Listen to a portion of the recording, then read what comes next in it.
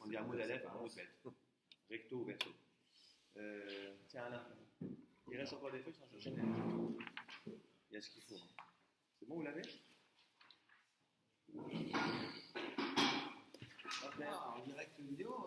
On est sur YouTube. Hein? Sur YouTube. Ne dis pas de bêtises. Toutes les semaines. Mais là, notre Ouais. camarade chaque semaine, c'est Oui, comme oui, ça. on est enregistré. Il est en audio et en audio. Ouais, je sais rien. Venir en Tu vas dire sur les pour être retenu contre toi. C'est dans Sur le ton WhatsApp. T'as mis le nom? Je regarde. Bon, alors, faire attention à ce qu'on va dire. Tiens. C'est bon, on démarre? Gérard Gadol. Alors, voilà. Regardez, donc là on va commencer en fait la Mishnah. Donc c'est une nouvelle Mishnah qui commence Mishaya Rocho Verubo Basuka. Vous l'avez? Oui. Bête, il y a un bête en gras. Donc en fait on est dans le deuxième chapitre. C'est un petit traité, c'est pas très long Suka, c'est pas très long, mais là on est dans un chapitre et on est dans la deuxième Mishnah. Mishnah. Alors vous allez voir, il y a plusieurs sujets. On va commencer d'abord par le premier sujet, c'est la question de savoir quelle est la dimension de la souka minimale. En fait, qu'est-ce qu'il faut pouvoir entrer dans la souka? Est-ce qu'il faut pouvoir entrer toute sa personne? Est-ce que seulement la tête? La majorité de son corps, vous allez voir. Vous allez voir en fait qu'une souka, elle peut être très petite, ça marche. On n'a pas besoin d'une souka immense. Il suffit, on va voir quelle est la tête, sa tête. Et la majorité, même si votre table, en fait, imaginez votre table, elle est en dehors de la souka. C'est le cas. Vous avez une table pas dans la souka. Mais quand vous portez la nourriture à la bouche, votre tête est dans la souka. Et la majorité de votre corps, c'est bon.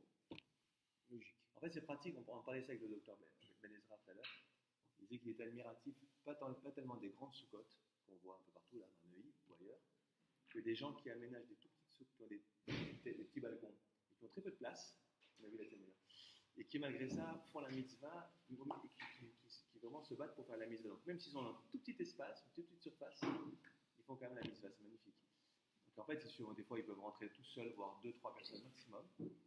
Et en fait, on va voir que la dimension minimale, elle est vraiment pas importante. C'est quoi la Si votre tête, elle rentre, votre tête dans la souka, et la majorité de votre corps, même si vos pieds ne le sont pas, en fait. Imaginez, tu as les pieds en dehors de la souka, tu as ton corps, ton buste. T'es allongé là. Ouais, ou tu es assis, en dehors de la souka, mais tu peux rentrer ton corps, le buste et ta tête, ta table est en dehors de la souka, mais quand tu manges, tu amènes à ta tête qui est sous la souka, ça marche. On a mesuré d'ailleurs que c'est 7 palmes sur 7 palmes de superficie, ça fait à peu près 70 cm², c'est rien. Si vous avez une palme, superficie, il y a une hauteur, je vous explique, on le sait par ailleurs, qu'une souka doit faire au minimum 10 palmes. 10 téparim, c'est à peu près 8 cm. 10, ouais, 8 cm. Donc si vous avez une souka qui a une hauteur d'à peu près 80 cm, c'est rien 80 cm. Il faut minimum, ouais, c'est rien. 80 cm.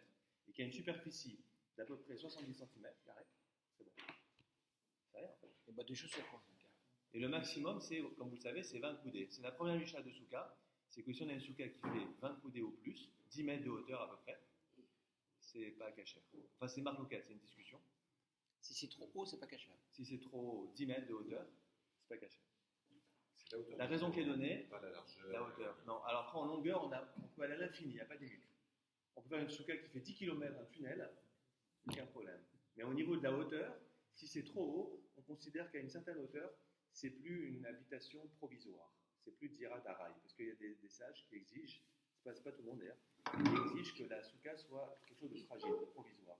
Or, on considère qu'à 10 mètres de hauteur, c'est du solide, quoi. Ça ne tient pas comme ça, quoi. Ça devient une maison, quoi. Le grand paradoxe, c'est ce que tu avais dit la dernière fois sur les parois qui ne doivent pas être en drap parce que ça serait trop fragile. Donc, du coup, Oui, alors, non, parce qu'on est beaucoup plus exigeant sur le toit que sur les murs. Ah, tu veux dire, par contre, au contraire, si les parois ne tiennent pas bien, c'est mieux. Non, il faut quand même que ça tienne. Ouais, mais ce n'est pas les mêmes. Les règles par rapport aux parois des fanotes et aux sphères ne sont pas les mêmes. D'accord? Mais là, maintenant, nous, ce qu'on va voir, c'est la Mishnah qu'on va commencer, justement, c'est qu'est-ce que doit contenir la souka au minimum de l'être humain? Quelle partie de l'être humain? On va voir, pas besoin qu'il y ait tout le corps, même pas tout le corps dans la souka. Le haut du corps. Le haut, la tête, Assis, voilà, on est assis. la majorité du corps. Les pieds sont dehors. C'est tout. Donc finalement, une souka n'a pas besoin d'être très grande. Vous comprenez? Et ma table où je mange, sur laquelle je mange, elle n'a pas besoin d'être dans la souka. Il suffit que moi j'y sois, et que quand la nourriture je la porte à ma bouche, elle rentre dans la souka, puisque je suis dans la souka, ça suffit. Donc si j'ai une toute petite souka, je ne peux même pas rentrer ma table, ou alors je peux rentrer, mettons, par exemple, je peux rentrer un bout de table. Un petit balcon. Il n'y a que ça qui rentre. Pas toute la table, ça me suffit. Un petit balcon. Mais on va voir que même s'il n'y a pas du tout la table, ça marche. Un petit balcon, exactement. J'ai encore donné, il y a des textes là. Voilà. Tenez. Moi, je n'ai que l'anglais. C'est bon à savoir parce que des fois les gens ils se disent ah c'est trop petit, j'ai pas la place. C'est pas vrai en fait. La place, souvent on l'a sans savoir qu'on l'a.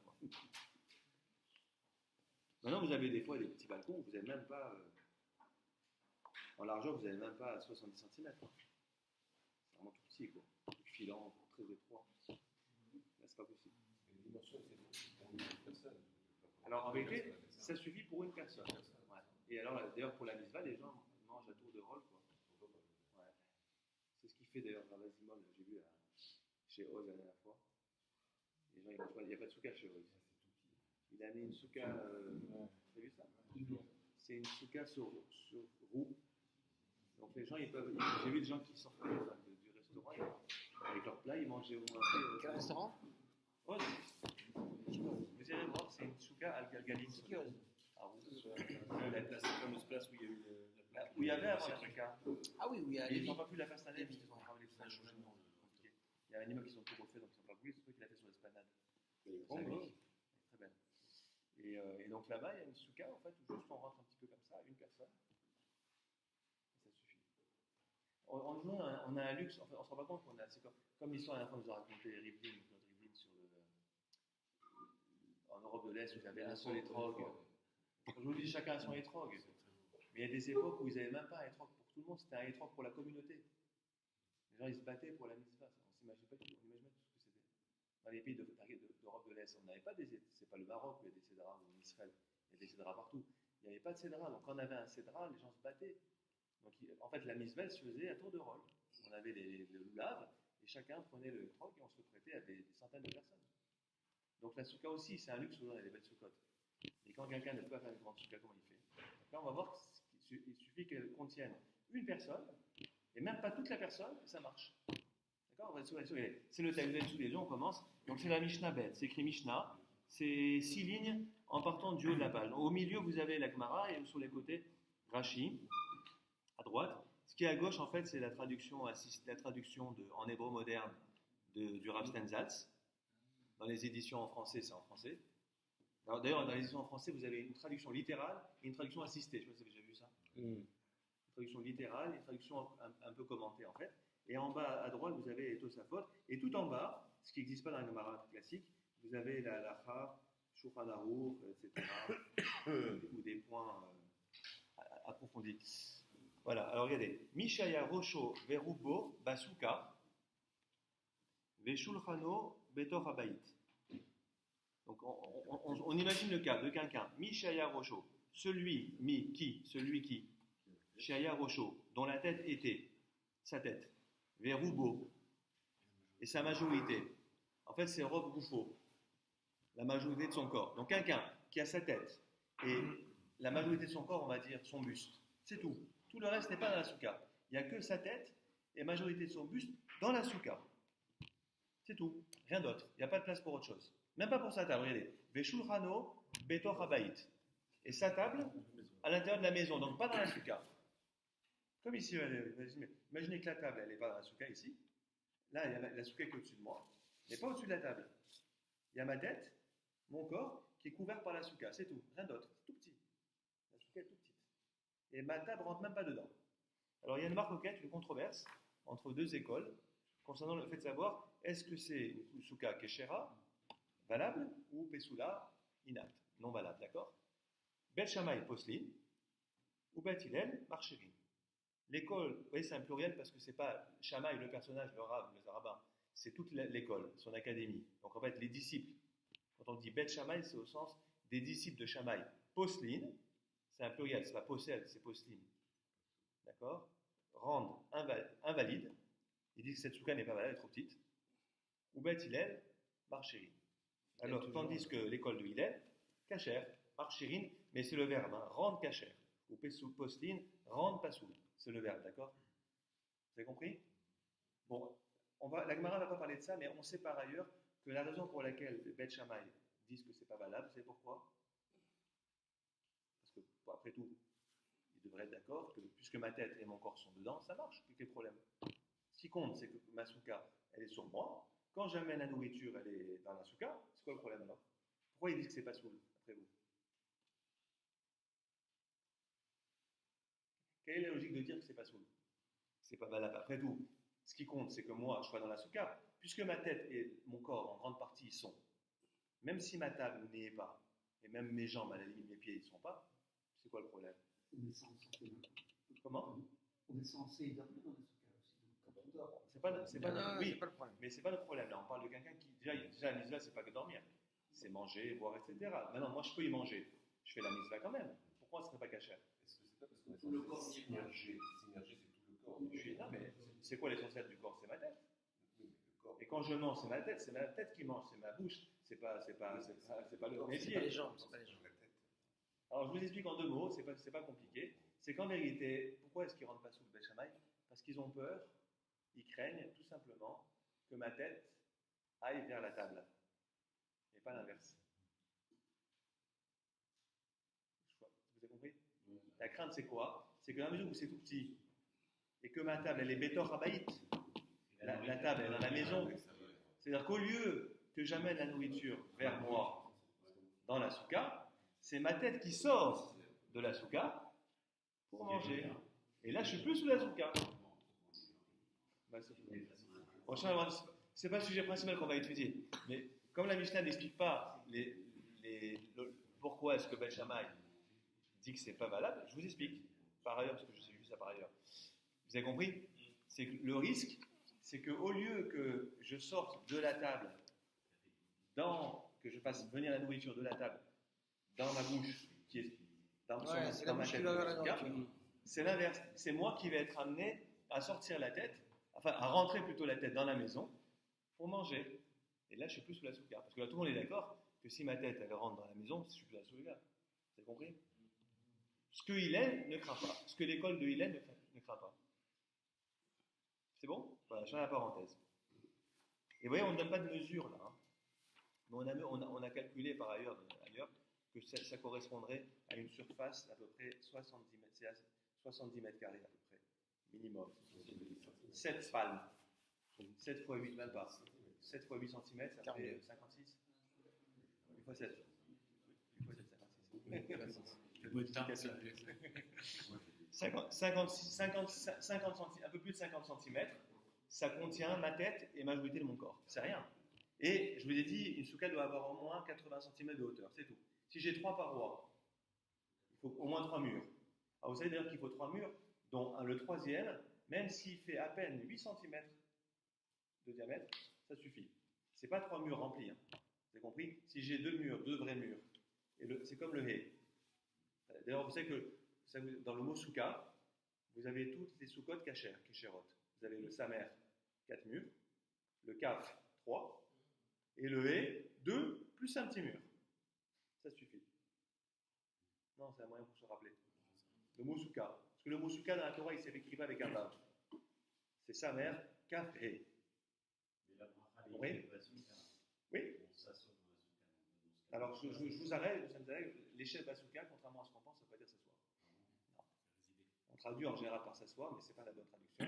En vérité, les chefs Basuka, ça veut dire s'installer dans la souka. D'ailleurs, la preuve, c'est que quand on dit les chefs Basuka, aujourd'hui on le fait quand on mange. Mais ce n'est pas lié au fait de s'asseoir. C'est le fait d'y vivre, de manger, de boire, dormir. Donc quand je dis les chefs, je dois penser pas seulement à manger d'ailleurs. Vous savez, quand vous dites chefs Basuka, il faut vous penser à inclure tout ce que vous ferez dans la souka dans la journée, jusqu'au prochain repas. Donc dormir, manger, jouer, étudier, etc. Donc contrairement à ce qu'on pense, les chefs Basuka ne veut pas dire s'asseoir réellement. Les chefs, ça vient de yeshiva, yishuv, dans le sens de installation. D'accord? Voilà. Alors maintenant, ce sujet, c'est pas le sujet la Gemara va pas revenir là-dessus. On va voir un autre sujet, mais vous avez compris la discussion entre Beth Shammai et Beth Hillel. On vient de dire, dans la plus petite souka, il suffit d'avoir la tête Oui. qui rentre. Mais si je n'ai que la tête qui rentre, comment est-ce que je peux m'installer et m'asseoir dedans? C'est pas C'est ce possible. que j'ai expliqué, c'est pas la peine de faire ça. Et pourtant, on fait la prédiction sur les chiens de souka, c'est-à-dire m'installer dans la souka. On considère que je m'installe parce que je mange. Bah, t'installer, si tu t'installes, tu es Dans l'installation, c'est positionné exactement dedans. Tu es positionné dedans. T'installer, c'est positionner dedans. Vous savez que d'après Rambam, d'après Maïmonide, dès qu'on rentre dans une souka, on dit les Shabbat Souka. Positionne dedans. Parce que nous, on le fait que pour quand on mange. Aujourd'hui, la bracha et Shabbat Souka ne se dit que quand vous mangez. Et pour les Sfarades, encore plus que du pain, c'est tout. Moi aussi, si je mange des gâteaux, il n'y a pas les Shabbat Souka. Sauf si je mange une très grande quantité qui est mon repas. Un plat consistant de céréales, couscous, un truc consistant, là je dis les Shabbat Souka. Là, il faut un certain volume. Mais en général, c'est que pour le pain. Et selon Rambam, je sais pas, c'est intéressant, je ne sais pas comment on est arrivé là, parce qu'au début, la souka, c'est pas que manger. C'est tout. J'y dors, je bois, etc. Mais d'après Rambam, dès que je rentre dans la souka, j'ai Shabbat Souka. Mais personne ne me suit. Aujourd'hui, on a le Shulchan Aroukh, il dit c'est dès qu'on mange seulement qu'on dit les Shabbat Souka. Donc tu vois, s'installer, c'est manger. Donc quand je mange dans la souka, même si c'est tout petit, du moment que je mange, ça s'appelle s'installer. C'est y vivre. Parce qu'à la maison, un des actes principaux de la vie quotidienne, c'est de manger chez soi. Donc je mange dans la souka, je bois dans la souka. Vous avez compris? Voilà. Donc ça, c'est la discussion, première discussion de la Mishnah. Alors, elle ne s'arrête pas là, la discussion entre les deux, puisqu'il va y avoir une interpellation de Beth Hillel et Beth Shammai. Regardez. C'est une anecdote qui pourra attaquer l'autre. Une histoire qui s'est passée, de laquelle Beth Hillel va dire, tu vois, vous vous trompez, Beth Shammai, à cause de ce qui s'est passé. Regardez la suite. Amrou lahem Beth Hillel. Donc c'est un dialogue qui s'installe entre Beth Hillel et Beth Shammai. Une fois qu'ils ont dit, moi je dis ça, moi je dis ça, maintenant il y en a un qui va attaquer l'autre sur sa position. D'accord? Vous savez?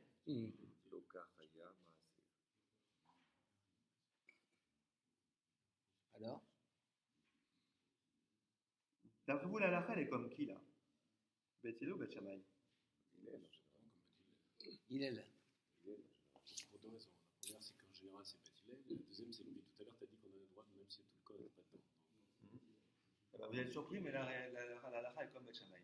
Depuis le début, tu nous as dit qu'on a le droit de. Comment? Eh ben, Non. c'était J'ai donné une surface minimale, Oui. mais peut-être qui contient plus certainement. Donc, tout ce qu'on a appris, c'est quoi? C'est-à-dire que si on est dans une surface qui contient à peine la tête et la majorité du corps, probablement que c'est moins que les 7 sur 7. C'est moins que ça. C'est pas bon. C'est rare, donc je vous dis, c'est intéressant, c'est rare. En général, on suit plutôt Beth Hillel. Mais il y a des fois des exceptions, dont celle-ci. Quel piège. Je tombais dedans. Donc On est tous tombés dedans. On a ouais, tous répondu. ouais, c'est pas grave. C'est moi qui vous ai induit un petit malheur, parce que je vous les ai laissés supposer que la tête et la majorité du corps, on est dans les 7 sur 7. Mais c'est faux. C'est moins que ça, probablement. Votre tête, elle ne fait pas 56 cm, je sais pas. C'est plus petit quand même, une tête. Il y a des grossettes, hein. Il y en a qui vont attraper le grosse tête. Il y a des grossettes.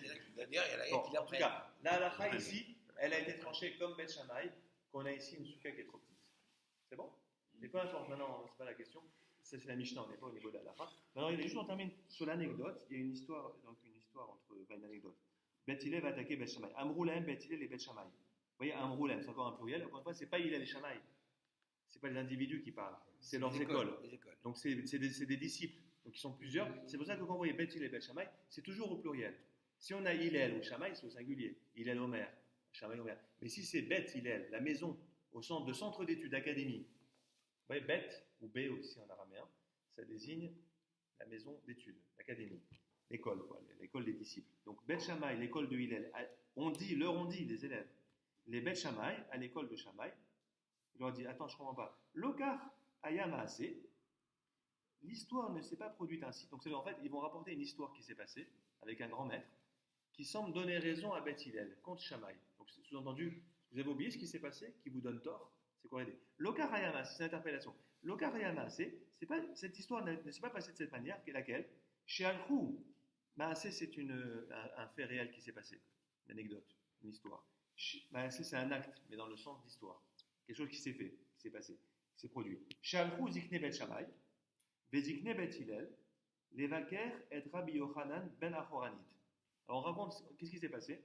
Les anciens de Bet Shammai, sous-entendu les disciples les plus éminents. Quand on dit les anciens, c'est ceux qui ont connu certainement de plus près Bet Shammai, Zikne, Zekenim, les anciens de la maison de Shammai, Vezikne Bet Hillel et les anciens de l'école de Hillel sont partis à Lrou. Les vaquers, c'est quoi les vaquers? Bikour. Les vaquers rendent visite et Rabbi Yochanan ben Achoranit, un grand sage de la Mishnah qui s'appelait Rabbi Yochanan, fils de Achoranit. Je n'ai pas étudié qui c'était, mais c'est bizarre, ça veut dire que c'était sa mère qu'on cite ici. Parce que Achoranit, a priori, c'est féminin. Je ne sais pas qui c'est, je n'ai pas regardé. Ben Achoranit. Dans Yerushalmi, d'ailleurs, il s'appelle Achorani, père, je ne sais pas. Il y a deux versions. Bon, peu importe. Ils ont été voir ce Tana, Rabbi Yochanan, fils de Achoranit, l'Achoranit ou le Chorani. Il faut voir ce que ça veut dire ce mot-là, je ne sais pas. Peut-être c'est une ethnie ou une ville. Umsaouhu, et ils l'ont trouvé. Metsaou, c'est Matsou Oto. Le roux à la fin, c'est Oto, contraction. Ils l'ont trouvé à ce rabbin. Qu'est-ce qu'il était en train de faire? Exactement leur cas. Shaya Yoshev, il était assis, Rocho, Verubo, Basuka. Sa tête et la majorité de son corps, Basuka, dans une souka. Veshulchano, Betor Abayit, et sa table était à l'intérieur de sa maison, de la maison. Regardez ce qui s'est passé. Vélo, Amroulo, Davar. Et ils n'ont rien dit. Ah, alors Beth Hillel dit à Beth Shammai, voyez si vos anciens à vous n'ont rien dit, ils n'ont pas réprimandé en disant, elle n'est pas mal ta souka. Qui ne dit mot? Consent. Donc on a raison. Vous avez compris? Sinon ils auraient dû lui dire. Sinon les anciens de l'école de Shammai auraient dû dire à Rabbi Yochanan ben Achoranit, ta souka n'est pas valable. Ce que tu fais, c'est pas ça. Ah, ça marche pas. Honte, par respect, par. Mais non, s'il se trompe, on lui dit, il n'y a pas de respect. On est dans les cas, il n'y a pas de respect ici. Il y a une recherche de vérité. Bon, évidemment, on ne va pas manquer de respect dans le débat. Mais on est dans la recherche de vérité. Si quelqu'un pense qu'il se trompe, on le dit. Il n'y a pas de complaisance. Tu comprends? Ok? Ce n'est pas un manque de respect de dire à quelqu'un qu'on pense qu'il se trompe. On ne peut pas être d'accord. D'accord? Donc, ce qui s'est passé, donc, le fait qu'il y ait eu un silence de la part des anciens de Beth Shammai fait dire à l'école de Hillel, vous voyez, s'ils n'ont rien dit, c'est qu'ils sont d'accord avec nous. Alors maintenant, comme tout ça c'est de l'oralité, les autres n'ont pas du tout la même version de l'histoire. Regardez la suite. Amroulaim Ben Shammai, les élèves de l'école de Shammai leur ont répondu, Misham Reaya, de là-bas une preuve. Vous êtes en train de rapporter ça comme preuve contre nous. Aucun rapport. C'est pas vrai. Nous, on a une autre version de l'histoire. C'est qu'ils lui ont dit qu'il faisait mal. On est dans l'oralité. Regardez. Af em amroulou. Au contraire, ils lui ont dit Im ken aïta noeg. Ils ont dit à Rabbi Manourit, si c'est comme ça que tu pratiques la mitzvah tzuka, lo aïta noeg, si tu faisais ça comme ça chaque année, lo ki yamta mitzvah tzuka miyamecha. Tu n'as jamais accompli la mitzvah de tzuka de toute ta vie. En d'autres termes, ils l'ont dit, on te trouve comme ça cette année. Si chaque année tu as fait la tzuka de cette manière, toute petite, au point de contenir que ta tête et la majorité de ton corps, sache que tu n'as jamais accompli la mitzvah de tzuka. Donc, qu'est-ce qu'on voit de là? C'est que l'école de Shammai n'est pas d'accord avec ça. Ils n'ont jamais dit qu'ils ne se sont jamais tus, ils n'ont jamais consenti. Au contraire, ils ont dit si c'est comme ça que tu fais la tzuka, ça vaut rien. Donc, le débat reste vivace entre nous. Vous avez compris? En d'autres termes, on a deux versions différentes sur l'histoire, la rencontre avec Rabbi Yochanan, fils de Achoran. Encore une fois, il ne faut pas oublier que tout ça, c'est oral. Parole contre parole, exactement. Voilà, ça c'est la première partie de la Mishnah. Mais ce qui va m'intéresser, c'est surtout la deuxième partie, qui va parler de la question de savoir quelles sont les personnes qui sont tenues, quelles sont les catégories en fait, les différents statuts de personnes qui sont tenues par la mitzvah de Souka, ou alors exemptées. Les femmes, les enfants. On va voir, c'est la suite. Vous allez voir, c'est un sujet très intéressant parce que les femmes, on va voir qu'on a besoin de prouver. Et on verra pourquoi on a besoin de prouver, vous allez voir. Donc ça, c'est la suite. Donc là, on a terminé avec la première partie de la Mishnah qui était sur ce débat sur la souka, si elle contient que la tête et la majorité du corps, est-ce que c'est valable? Beth Shammai disent non, Beth Hillel disent oui, et je vous ai dit que la halakha a tranché comme l'école de Shammai, c'est que c'est trop petit. Donc une souka qui ne contiendrait que votre tête et une majorité de votre corps, c'est tout. La table, même la table ne rentre pas dedans. Elle est en dehors de la souka. C'est pas valable. Alors peut-être que l'argumentation, c'est le risque d'aller à la table, comme je vous expliquais tout à l'heure. C'est pas le sujet de la Gemara. Allez, on termine juste deuxième sujet. Nashim, vous l'avez, Nashim, c'est la fin de la Mishnah. Nashim, là on va citer 3 catégories de personnes qui sont exemptées de la souka. Qui? Nashim, les femmes, Va'avadim, les esclaves, ou Ktanim. Alors c'est qui les esclaves ici? Quels esclaves? Les savants. Alors je vous explique, c'est les esclaves hébreux qui sont hommes juifs, mais qui ont le même statut que la femme. Parce qu'ils sont esclaves. Donc étant esclaves d'un maître, ils doivent se rendre disponibles au point de ne pas être obligés d'accomplir certains commandements comme les femmes, qui ferait qu'ils seraient moins disponibles pour leur maître à cause de Dieu. Vous avez compris l'idée? Et entre parenthèses, ça ne va pas faire aux femmes qui sont là, mais une des raisons, dans les temps, maintenant on a changé le temps moderne, donc on fait attention à ce qu'on dit aux femmes, etc. Mais non, mais c'est pas grave, c'est intéressant de savoir. Les premières explications qui ont été données sur, parce que quand dans Kiddushin, 38, on dit que les femmes sont exemptées des lois positives liées, qui sont générées par un temps, donc qui dépendent d'un temps, on ne dit pas pourquoi. Pourquoi? C'est quoi la raison? Oui, on ne donne pas de réponse. C'est une loi orale, vous avez compris? La loi orale dit voilà, c'est comme on ne dit pas pourquoi on est bar mitzvah à 13 ans, la loi orale pour un garçon, ou 12 ans pour une fille, ou pourquoi c'est cet âge-là et pas à 15 ans et 18 ans, on ne sait pas. Il n'y a pas d'explication.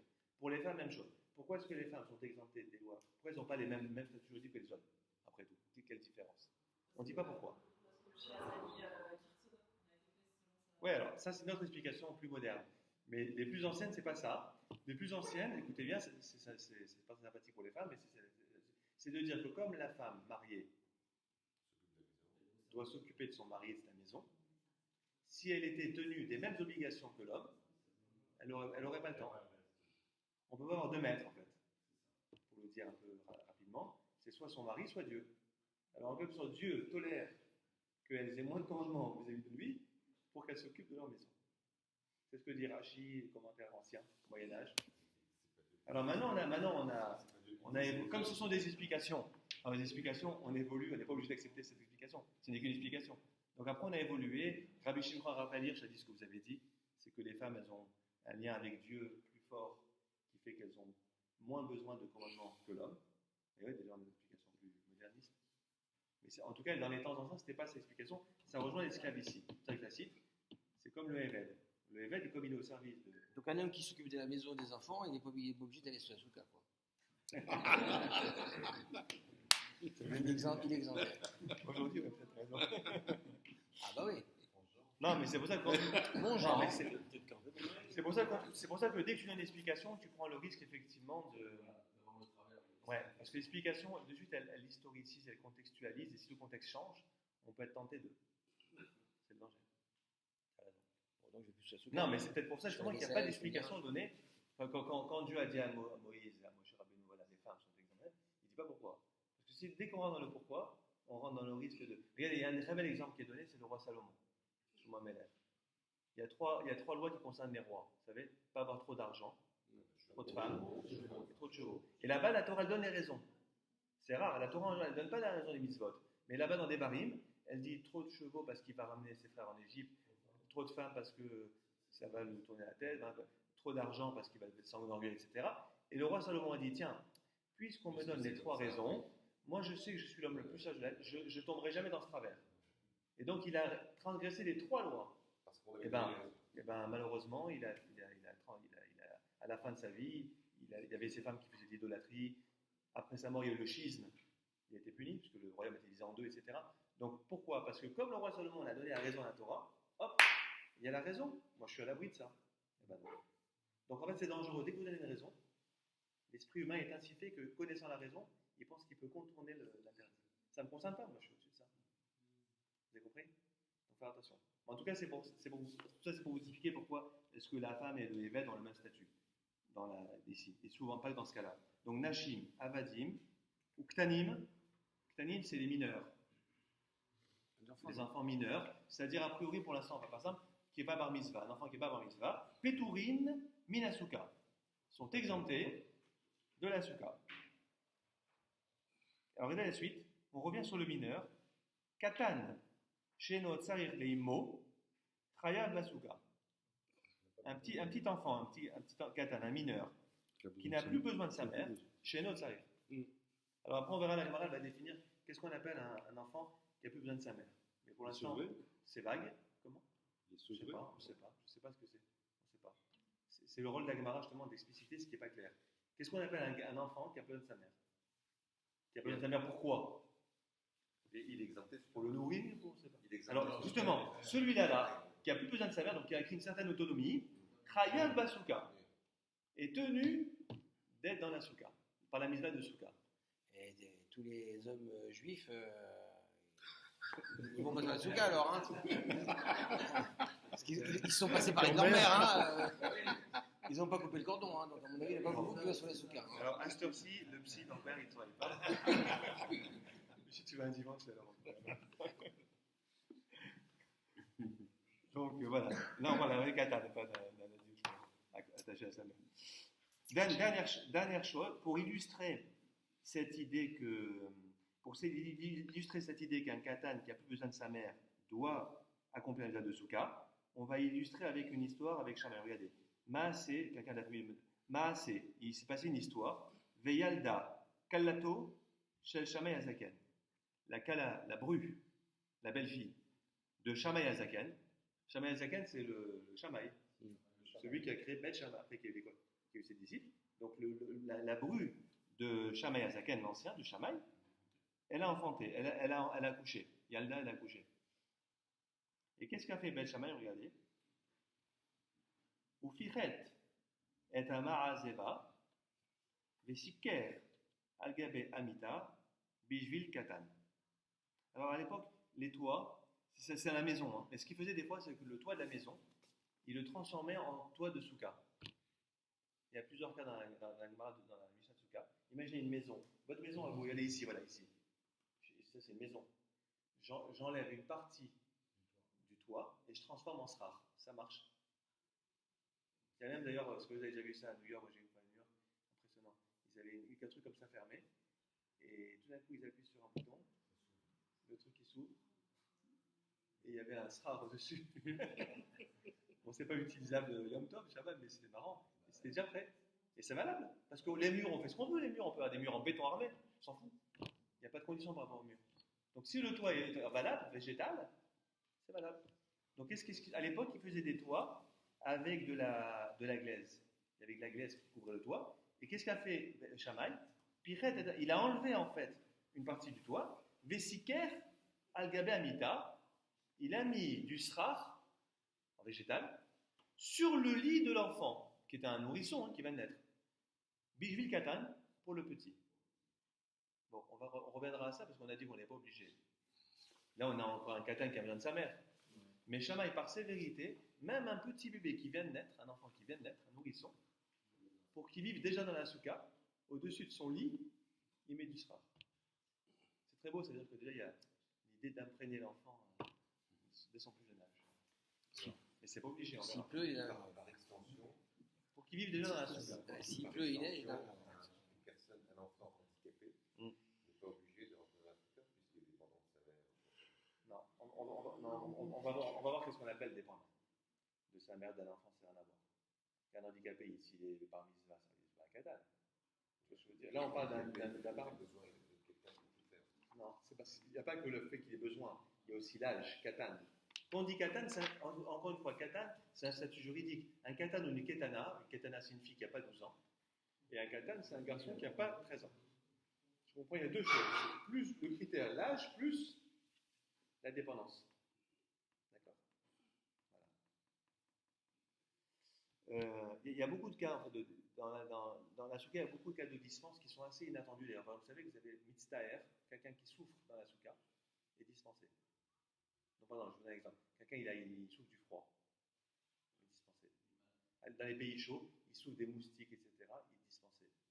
Alors c'est intéressant, j'ai vu des commentaires là-dessus, parce que c'est rare, une mitzvah, on doit la faire. C'est-à-dire quoi? Cette mitzvah, elle me dérange, je ne la fais pas. Il y a d'autres mitzvot qu'on n'a pas envie de faire, et je la fais quand même. On n'a jamais vu ce concept de le fait que ça me dérange, je ne le fais pas. Donc pourquoi précisément dans la soukha, il y a ce principe? Bon, une raison simple, je vous explique, c'est que comme on doit vivre dans la soukha comme chez soi, si je ne suis pas bien chez moi, je quitte chez moi. Je trouve un autre appartement où je fais en sorte que ce soit plus comme ça. Non, le premier soir, on se fait, ouais. Le premier soir, on se fait plus violence parce que, d'ailleurs, s'il pleut, on attend qu'il arrête la pluie. Parce que le premier soir, il y a vraiment la mitzvah de manger la Torah. Il y a un rapport avec Simchatenu aussi. Ouais, c'est probablement, peut-être. Il n'y a plus de Simcha, ouais, exactement. Donc vous avez compris? Tiens. Voilà. Donc la Mishnah, elle s'arrête là. En fait, je vous explique, en 2 mots, les plafonds à l'époque, ils étaient faits avec des poutres en bois. Et il y avait de la glaise qui couvrait les poutres. Donc qu'est-ce qu'il a fait Shammai? Il a enlevé la glaise, qui n'est pas un srar kasher. Il a enlevé la glaise, et il a laissé que les poutres, les planches. Les planches, c'est un srar kasher. C'est du végétal. Vous avez compris? C'était fait comme ça, les toits. Donc dans la mesure où il a enlevé la partie qui n'est pas bonne pour faire un toit de soukha, il a laissé juste les bois, les poutres. Ça marche. Il n'a même pas eu besoin de rajouter du feuillage. Hein. Ça veut dire que déjà, leur toit à l'époque, c'était fait avec du bois. Simplement, quand il y avait aussi de la glaise avec, il a enlevé la glaise au-dessus du lit du petit qui vient de naître pour qu'il soit sous la soukha. Évidemment, on voit bien ici qu'on est dans un... Il n'y a pas plus Katan qui a besoin de sa mère ici. Donc c'est sûr qu'il n'est pas tour. Mais Shammai, il va, comme très souvent, au-delà de la loi. Il est plus rigoureux, d'accord? Vous avez compris? Donc il voulait que cet enfant... Voilà. Gemara. On y va? On commence avec Gemara? C'est comme dans la Gemara, vous savez que à l'origine, j'ai fait une émission là, qui va passer bientôt sur la kippa. D'où ça vient la kippa en fait? D'où ça sort? De la poche. Ça remplace le chef. Non, mais d'où ça sort la kippa au départ? D'où ça vient de chez nous que tout le monde met la kippa maintenant? Bah, à l'origine, dans la Gemara, c'est la Gemara. D'abord, c'était que les grands sages qui se couvraient la tête, personne d'autre. Parce que la kippa dans la Torah, il n'y a pas. Le Kohen Gadol, il avait une tiare, mais personne ne mettait de kippa, ça n'existait pas. On ne se couvrait pas la tête. C'est très récent. D'ailleurs, l'usage généralisé est très récent. Après la Deuxième Guerre mondiale, parce qu'à l'époque, je vous explique. La kippa dans la Gemara, et même dans la littérature rabbinique, on se demande est-ce qu'on doit la mettre quand on étudie, quand on mange, quand on va à la synagogue, mais pas tout le temps, pas en sortant dehors. Depuis quand maintenant on en avait même dehors, quand on sort, où les gens au travail se couvrent la tête, tout ça. À l'origine, dans la Gemara, on parle de cas particuliers de personnes qui se couvraient la tête. Pourquoi? Ils disaient parce que j'ai la crainte de Dieu. Je ne fais pas 4 repas, il y a un rabbin très connu, je ne fais pas plus de 4 coulées, la tête nue, parce que j'ai la crainte de Dieu sur moi. Il y a une maman qui couvrait la tête de son fils, et qu'on lui disait pourquoi il est tout petit, pour qu'il ait la crainte de Dieu déjà tout petit. D'ailleurs, l'histoire est marrante parce qu'il y avait un genre de médium, de voyant, qui avait dit à sa maman, à cette mère, tu sais, cet enfant-là, ce sera un voleur. Dans son signe astrologique, c'est un futur délinquant, ton fils. Il lui a dit ça. Et donc, elle lui a couvert la tête pour entraver cette mauvaise prédiction. Et qu'il ait la crainte de Dieu. C'est devenu un voleur, enfin. Non seulement c'est devenu un voleur, mais c'est devenu un des plus grands maîtres de la Gemara.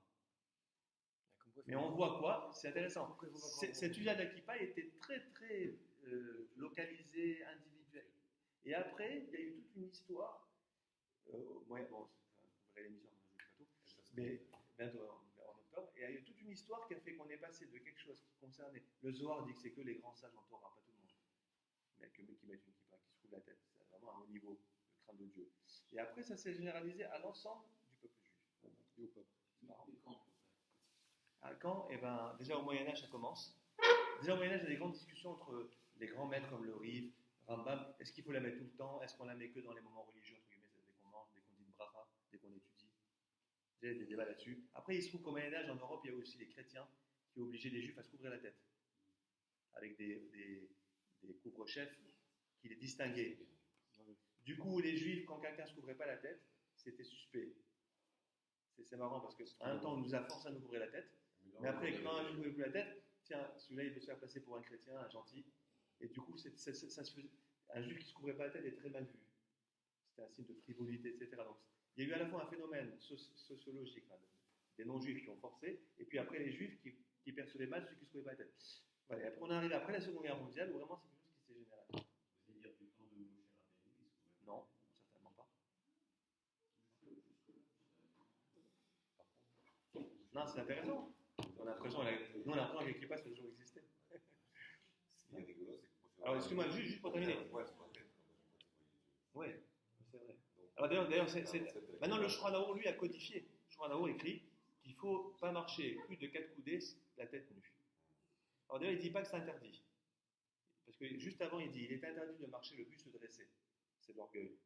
Dans le même alinéa, il dit on ne doit pas marcher le buste dressé. Marcher comme ça. Ça, c'est de l'orgueil. Et après, il se dit assour. Ça, c'est assour. Interdit. Et après, il dit vélo yeler.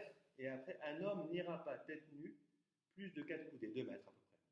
Alors le fait qu'ils ne disent pas que c'est interdit, ils disent qu'il ne faut mieux pas aller, ça a permis à de grands décisionnaires de considérer que puisqu'il ne dit pas que c'est interdit, puisque c'est un usage qui est midatracidoute, c'est une mesure de piété, mais qui n'était pas généralisée, etc., s'il y a une nécessité d'être tête nue, on peut s'appuyer sur l'origine finalement faible de cet usage. Vous avez compris? Si quelqu'un pour le travail doit se couvrir de la tête, si les clients n'apprécient pas qu'on ait la tête couverte, ou que l'employeur risque de vous virer si la tête couverte, ou des lieux où il y a une laïcité extrême en France où on ne doit pas être tête couverte, on peut s'appuyer sur le fait que ce n'est pas une loi de la Torah. Déjà, c'est sûr que ce n'est pas de la Torah. C'est des rabbins, des sages, mais même des sages, certains, pas tout le monde le faisait. Donc ça permet en fait d'aménager dans des cas de nécessité. Vous comprenez? C'est important. L'origine du loi est très importante parce que ça permet d'être plus ou moins flexible selon l'origine. Bon, je ferme la parenthèse. Et c'est parce que par rapport à l'enfant, je pensais à l'enfant avec la kippa. Je crois que c'est Rav Nachman d'ailleurs. Alors maintenant, la Gemara commence par une question concernant les femmes. Ça veut dire, quand tu dis que les femmes, les esclaves et les mineurs sont dispensés de la soukha, qu'est-ce qui te permet d'affirmer cela? Regardez. Vous avez Mena anémilé. D'où ces mots? Mena anémilé, c'est un mot-clé dans la Gemara qui veut toujours dire quelle est l'origine de ton affirmation. D'où tu sors ça? Qu'est-ce qui te permet de dire ça? Mena anémilé, d'où ces mots, d'où ces propos. C'est-à-dire d'où tu sors, sur quoi tu t'appuies pour dire que ces 3 catégories de personnes sont exemptées du commandement de la soukha. Le commandement de la soukha, c'est-à-dire de vivre dans la soukha. Il y a une discussion, est-ce que c'est une mitzvah de construire une soukha? Non. On ne dit pas une bracha quand on construit une soukha. Et on peut même faire construire une soukha par un goy. Je ne sais pas si vous savez ça. C'est permis. Donc c'est pas une mitzvah. La mitzvah, c'est pas de construire la soukha. La mitzvah, c'est de vivre dans la soukha. On ne peut pas laisser le toit. Le toit, on dit qu'il faut éviter. Mais dans l'absolu, même s'il a fait le toit, c'est quand même valable. Non, pourquoi on ne laisse pas le toit? Parce que la vraie mitzvah de construire la soukha, c'est pas les murs. C'est le toit. C'est le toit. Je vous ai dit pourquoi. Parce que les murs, il n'y a pas de règle. Enfin, à part. La seule règle, c'est que ce ne soient pas des murs que le vent fait vaciller. Des draps, tout ça, on n'a pas le droit. Mais s'ils sont bien tenus, ou c'est sur du béton, tout ce que l'on veut, aucun problème.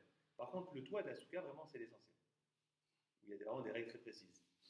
Pas végétal, qui ne reçoit pas l'impureté, donc pas de kélim, des objets, récipients, etc. Bon, c'est plus compliqué. Alors maintenant, la Gemara dit, Mena anémilé, ça veut dire quand dans la Mishnah on dit que les femmes, les esclaves, les mineurs sont exemptés de la mitzvah de soukha, d'où le Tana, anonyme, d'ailleurs, on ne sait pas qui c'est, Tana qui parle. C'est qui en général quand le Tana est anonyme? Vous savez qui c'est? Quand on ne dit pas le nom du Tana, du Ben de la Mishnah, parce que toute la Mishnah elle est anonyme. En général, c'est Rabbi Meir. Enfin, le début, on parle de Shammai Beit Hillel, mais la partie où on dit Nashim, les femmes, les esclaves, etc., sont Pétourim, on ne dit pas qui c'est qui parle. Alors, en général, sauf si on avait à trouver qui c'est, souvent c'est Rabbi Meir l'auteur. Stam Mishnah, c'est un principe. Stam Mishnah, Rabbi Meir Hi. Quand on a une Mishnah sans auteur, on peut présumer que c'est Rabbi Meir. Sauf si on arrive à identifier en fait un autre auteur que lui. Bon, je fais la parenthèse. En tout cas, on dit donc d'où il sort ça. Alors regardez la suite. Détanou Rabanan. Vous l'avez la suite, la Gemara? C'est le guimel en gras. On le sort d'une braïta, Détanou Rabanan, qui dit. Détanou Rabanan, c'est les sages entendus, ça désigne une braïta. Une braïta, je vous explique, c'est pas une Mishnah, mais c'est un texte de l'époque de la Mishnah. Donc ça n'a pas été compilé, codifié dans la Mishnah, Mais c'est la même époque et ça a une autorité très forte, notamment ça éclaire la Mishnah. Alors qu'est-ce que dit cette braïta? Parce que là-bas on dit que Kol ha'ezrar be'Israël yeshevu basukot. Le verset dit Kol ha'ezrar be'Israël, chaque citoyen, on va traduire comme ça, Ezrar, chaque citoyen be'Israël dans le peuple juif, yeshevu basukot, devra, yeshevu, vous voyez, monsieur Amzalak, yeshevu c'est pas devra s'asseoir, S'installer. devra habiter, s'installer dans la souka pendant 7 jours. On ne reste pas assis 7 jours. On habite pendant 7 jours. Alors maintenant, regardez. Ezrar, Zé Ezrar. Quand on dit Ezrar, Zé Ezrar. C'est quoi Ezrar? C'est, en fait, tous les citoyens, hommes et femmes. Si on avait écrit Kol Ezrar, Israël, écoutez bien. Si on avait dit Kol Ezrar, tout citoyen dans le peuple juif, ça inclut qui le citoyen? Les hommes et les femmes. Mais comme c'est écrit Ha Ezrar, l'article définit, le citoyen, c'est que l'homme. Ouais, regardez, c'est la suite. Lisez. Ouais, regardez, c'est exclu. En fait, le He, parce que quand vous dites le, il n'y a pas de fait, quand vous dites le, c'est plus large, c'est moins large que un citoyen en général. C'est le, celui-là n'est pas neutre. Je crois que j'en ai plus. Je suis désolé, j'ai plus. Vous avez compris la différence? Donc la Gemara dit comme ça. Non, je sais pas d'autre. Regardez, comme c'est écrit Ha'ezrar, Leotzi et Anashim. Pour exclure les femmes. Alors, je vous explique en 2 mots pourquoi le Ha'ezrar, ça exclut les femmes. Parce qu'on suppose que le citoyen par excellence, c'est les hommes, pas les femmes. Bon, c'est un peu bizarre. Mais l'idée, c'est que quand on dit le citoyen, c'est plutôt les hommes et pas les femmes. On aurait dit la citoyenne.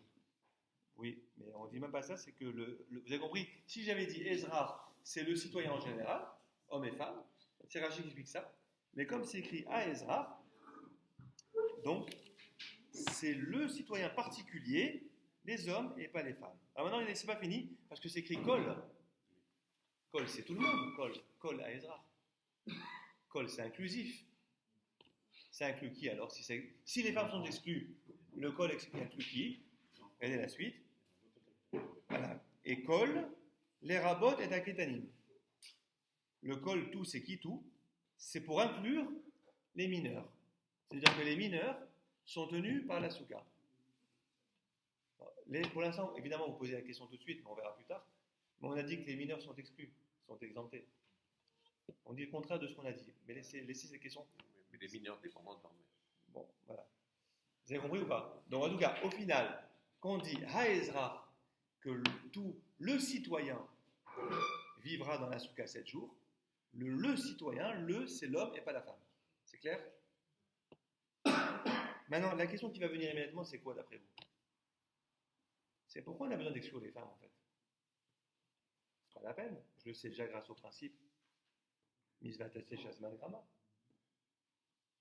Écoutez bien. Si j'ai déjà un principe qui m'enseigne que les femmes sont exclues, pourquoi avoir besoin d'un verset, d'un et en plus?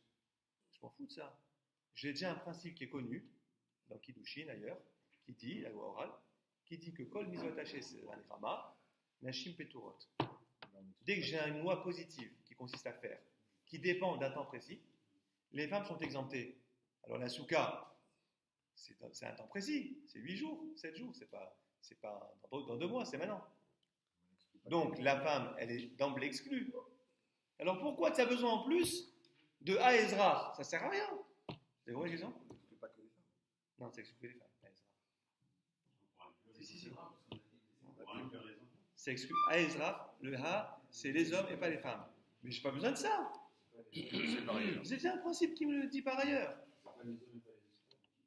Non, les esclaves, on n'en parle pas pour l'instant. On est sur les mineurs. On verra. Non, les esclaves, on sait qu'ils sont exclus. Parce que, non, les esclaves, on n'a pas besoin de dire. L'esclave égale la femme. Pas la peine. Une fois que j'ai exclu les femmes, elle rigole, hein. Une fois que j'ai exclu Les esclaves et les femmes, c'est bon. vous êtes minoritaire en plus. Faut pas enregistrer ça. Ah, mais j'ai ravi ça. C'est pas grave. Ils savent que c'est la Gemara, c'est comme ça. C'est l'époque aussi. Donc, voilà.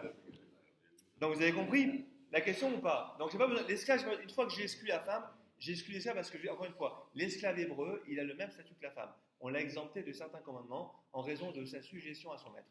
Il doit être disponible pour son maître. Donc, il y a des commandements qui doivent être dispensés. Vous avez compris? C'est quoi? Voilà. Maintenant, le problème, regardez la suite. Donc, Amar Mar, à Ezra, Léoti est Anashim. Donc, on vient de dire que quand on dit à Ezra, Léoti est Anashim, c'est exclu les femmes. Alors maintenant, regardez la suite, question. Les Memra. Alors d'abord, une première question qu'on ne comprend pas. Enfin, une première question qui se pose. Les Memra d'Ezra, Ben Nashim, Ben Gavré, Mashma. Je suis où là? Ah oui. Quatrième ligne. Ouais, c'est ça. Je suis la quatrième ligne. Donc, il y a la première question qui est posée, qui est de dire, parce qu'on a supposé que Ezra, ça incluait tout le monde, vous vous rappelez? On a dit, si on n'avait que Ezra, c'est les hommes et les femmes. Mais comme c'est écrit, à Ezra, le citoyen, c'est que les hommes, d'accord? Alors maintenant, on va déjà attaquer l'idée que Ezra, c'est les deux. J'ai prouvé que non, c'est pas vrai. Ezra, c'est déjà que l'homme. Donc, à Ezra, à quoi ça sert? Eh bien, c'est la suite. Suivez, vous allez voir. Et après, il y aura la question que je vous ai posée, qui va venir ensuite, c'est que à quoi ça me sert un verset pour exclure les femmes, alors que j'ai déjà un principe qui est connu, que Mizvat Aseh, Shazeman Krama, Nashim Peturot. Donc, ça, vous allez voir, ça veut dire quoi? Ça sous-entend que ce principe qui exempte les femmes, j'aurais pu croire que dans le cas de la Souka, il ne s'applique pas. Parce qu'il y a beaucoup d'exceptions. Après, il faut justifier pourquoi il y a une exception. Mais on va voir qu'on va justifier que j'aurais pu imaginer que dans le cas de la Souka, le principe général qu'une femme est exempte de la mitzvah ne s'applique pas. On verra pourquoi. Dans le cas de la Souka. C'est-à-dire que, parce que ce principe, sachez quand même qu'il connaît énormément d'exceptions. Vous savez ça? Il y en a plein. Les femmes, par exemple, elles doivent dire le kiddush le vendredi soir. Pourtant, ça dépend du temps. Comment? Non, pas du tout. C'est une erreur. C'est une erreur. Vous n'êtes pas obligé du tout. Ah oui. De quoi? Non, vous savez. Je vous explique. Le schéma Israël, les femmes le lisent et je vous explique. C'est bien de le lire. Attention, je ne dis pas que c'est très bien que vous le lisiez, parce que le schéma Israël aussi dans Gemara, on est obligé de démontrer qu'elles sont exemptées, malgré le principe qui les exempte. Parce que le schéma Israël, ça dépend du temps. Le schéma de la nuit, c'est un moment précis dans la nuit. Et le schéma du jour aussi, c'est jusqu'à une certaine heure le matin. Alors, donc la Gemara là-bas aussi, elle dit pourquoi j'ai besoin de prouver que les femmes sont exemptées du schéma? Parce que j'aurais pu croire que comme dans le schéma, on parle de recevoir le joug de Dieu sur soi, et que ça concerne aussi les femmes. Vous avez compris? Donc, malgré ça, elles sont exemptées. Sous-entendu, le thème du schéma ne concerne pas que les hommes. Donc, j'aurais pu croire que bien que ça dépend du temps, elles sont quand même tenues du schéma. Et la conclusion là-bas, c'est que les femmes sont exemptées du schéma Israël. Donc, quand vous le faites, c'est très bien que vous le fassiez, mais ce n'est pas à titre de mitzvah. C'est autre chose. Ça, c'est autre chose. Mais le schéma Israël, les femmes ne sont pas obligées. Pourquoi? Parce que c'est mitzvah tassé, c'est aseman grama. Ah, oui, parce que c'est une prière chaque jour, quand elles veulent, mais pas les 3 prières. Voilà. Mais le kiddush, par exemple, l'avdala, les femmes doivent faire l'avdala. Pourtant, ça dépend du temps. Quand vous allumez les veilleuses, les néros de Shabbat, ça dépend du temps. Il y a plein de mitzvot qui dépendent du temps, les femmes font. Alors après, à chaque fois, il faut démontrer pourquoi. Par exemple, le kiddush, pourquoi les femmes font le kiddush? Parce que la Torah, elle a relié Zachor et Shamor. Puisqu'elles font Zachor, se souviennent du Shabbat par le kiddush.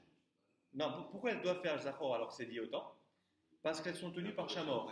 Or, Shamor, les femmes sont tenues. C'est quoi Shamor? C'est les travaux interdits de Shabbat. Or, dès que c'est un négatif, ne pas faire, il n'y a aucune différence entre hommes et femmes. Vous avez compris ça? Ça, c'est important. Quand quelque chose est négatif, ne pas faire quelque chose, que ce soit lié au temps ou pas, par exemple le Hametz, appelez ça, c'est 8 jours. Mais comme c'est négatif, ne pas avoir de Hametz, ne pas manger, etc., les femmes sont tenues. Or, comme la Torah, elle a relié le positif, enfin, plutôt le négatif au positif, c'est une sorte de vase communicant. Puisqu'elles sont chayav du shamor, puisqu'elles sont chayav de manger de la matzah, enfin plutôt, puisqu'elles sont chayav du chametz à Pessah, elles ont une mitzvah de manger la matzah le soir de Pessah. Pourtant, ça dépend du temps. La mitzvah de manger la matzah, c'est que le premier soir de Pessah.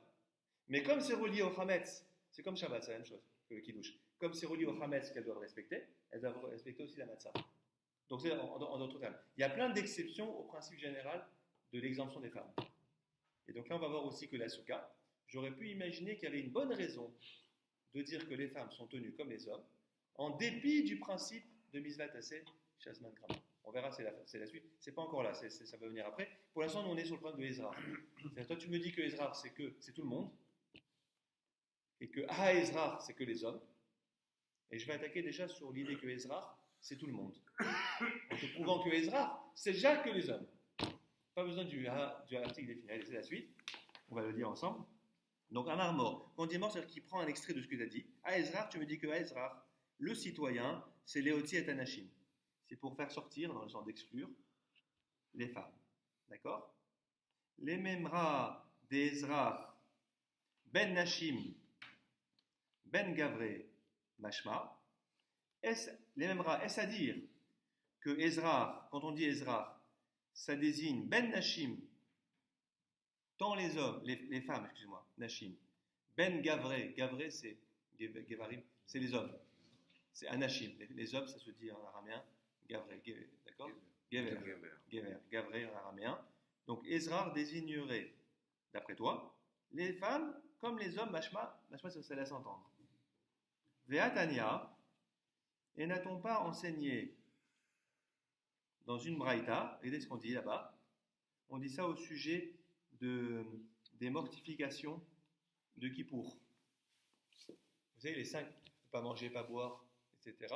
Là-bas, la Torah, elle dit, le verset, c'est écrit Te'anu et nafshotechem, vous mortifierez votre vie, votre corps.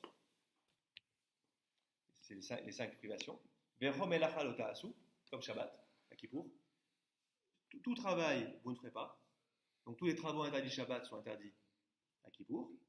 Et le verset se termine Ha'ezra ve'ager. Le citoyen et le guerre. Le converti, mais ce n'est pas vraiment converti, c'est le résident d'Israël, en juif. Alma, et Rachid dit, donc on voit que le hé là-bas, il ne vient pas exclure, il vient inclure. Quand on rajoute, vous devrez vous mortifier, et après on dit, et tu sais, pas seulement vous, mais aussi le citoyen et le guerre, donc il vient inclure. Regardez, il me dit comme ça, regardez la suite. La Torah dit que Ezra, ça vient, les rapports, ça vient inclure qui? Et Anashim, les femmes, Ezra Triot, citoyennes. Donc c'est là qu'on apprend que les femmes aussi, elles doivent se mortifier à Kippour. Chez Chayavot, Be'ainouy. Elles sont tenues par le Aïnouï. Aïnouï, c'est le fait de se faire souffrir, c'est les 5 mortifications de Kippour. Alma, donc si on dit que à Ezra, ça inclut les femmes, donc Ezra, c'est seulement les hommes.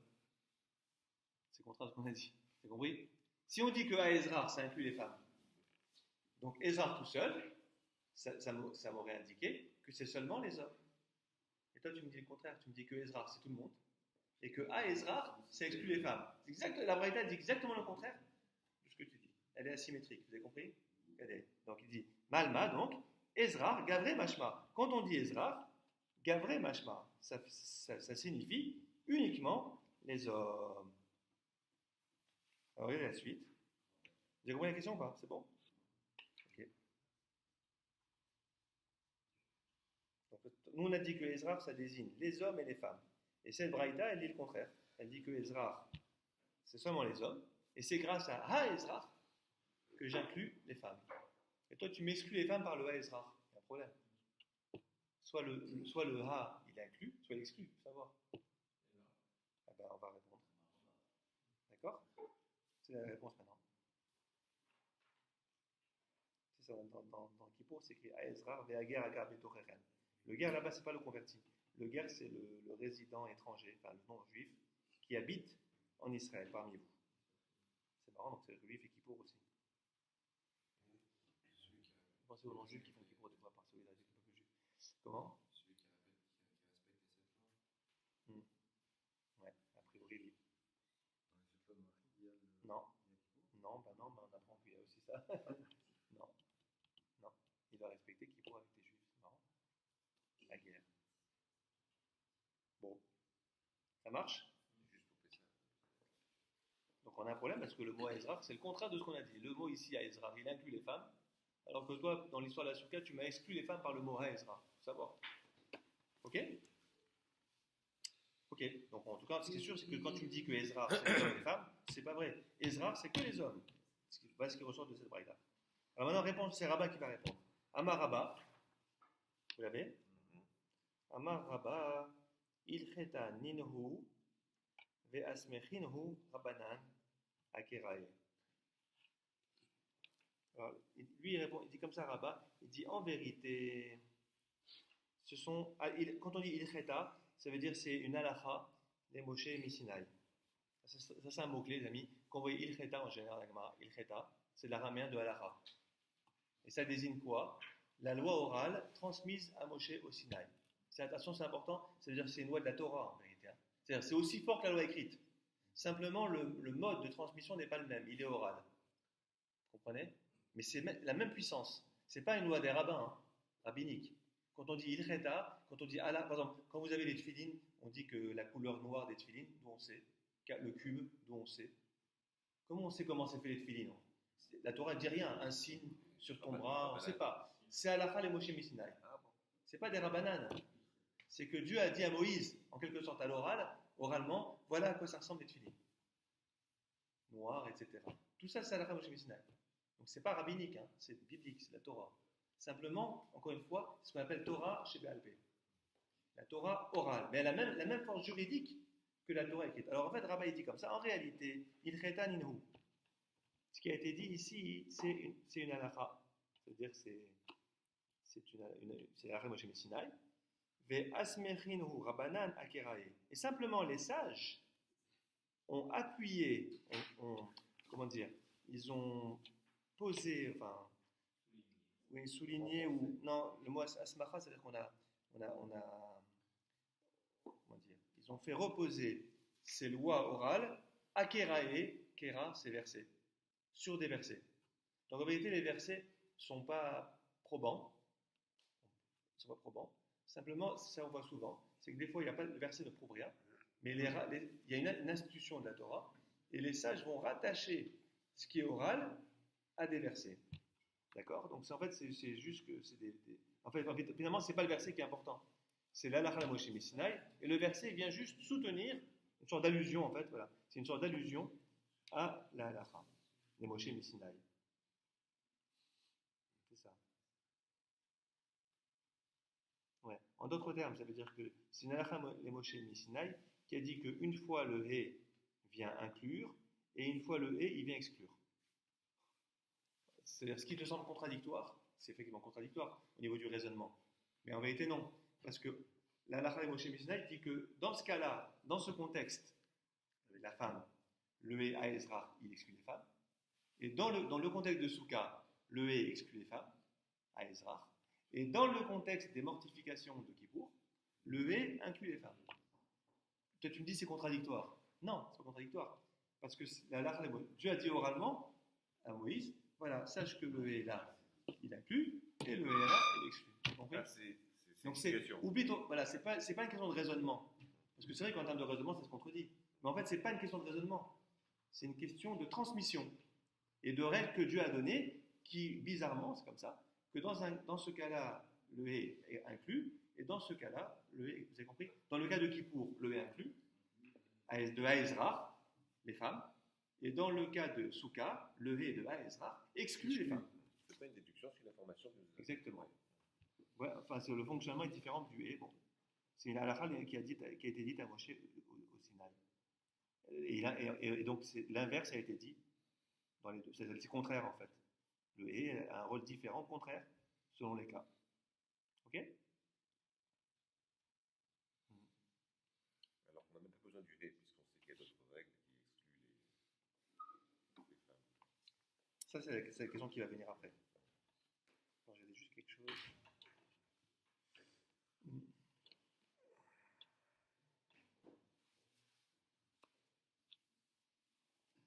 En fait, l'essentiel, c'est la Moshe Mishnah, ça. Ouais, en fait, la Smarta, ça veut dire pour se souvenir aussi. C'est-à-dire qu'on se sert d'un verset pour avoir une sorte de lien avec le verset pour mémoriser. Alors maintenant, regardez la suite. Regardez juste Rashi.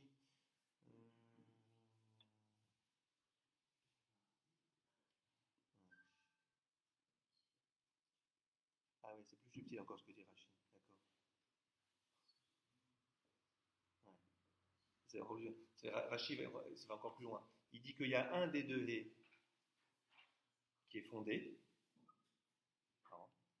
C'est-à-dire qu'il y a peut-être celui qui exclut par exemple. Et l'autre haies qui inclut, c'est Asmarta. En d'autres termes, en vérité, il y a une règle. Ça, c'est plus subtil. Il dit qu'en vérité, il y a une règle. Donc il y en a un qui correspond à une règle. Mettons, on va dire pour faire simple, mettons que celui de la Souka qui exclut les femmes, c'est la règle. Que le hé, Haezra, c'est le citoyen et pas tous les citoyens. D'accord? Maintenant, le hé là-bas qui inclut les femmes en Kippour, c'est pas la règle. C'est une Asmarta. Une allusion dans le verset.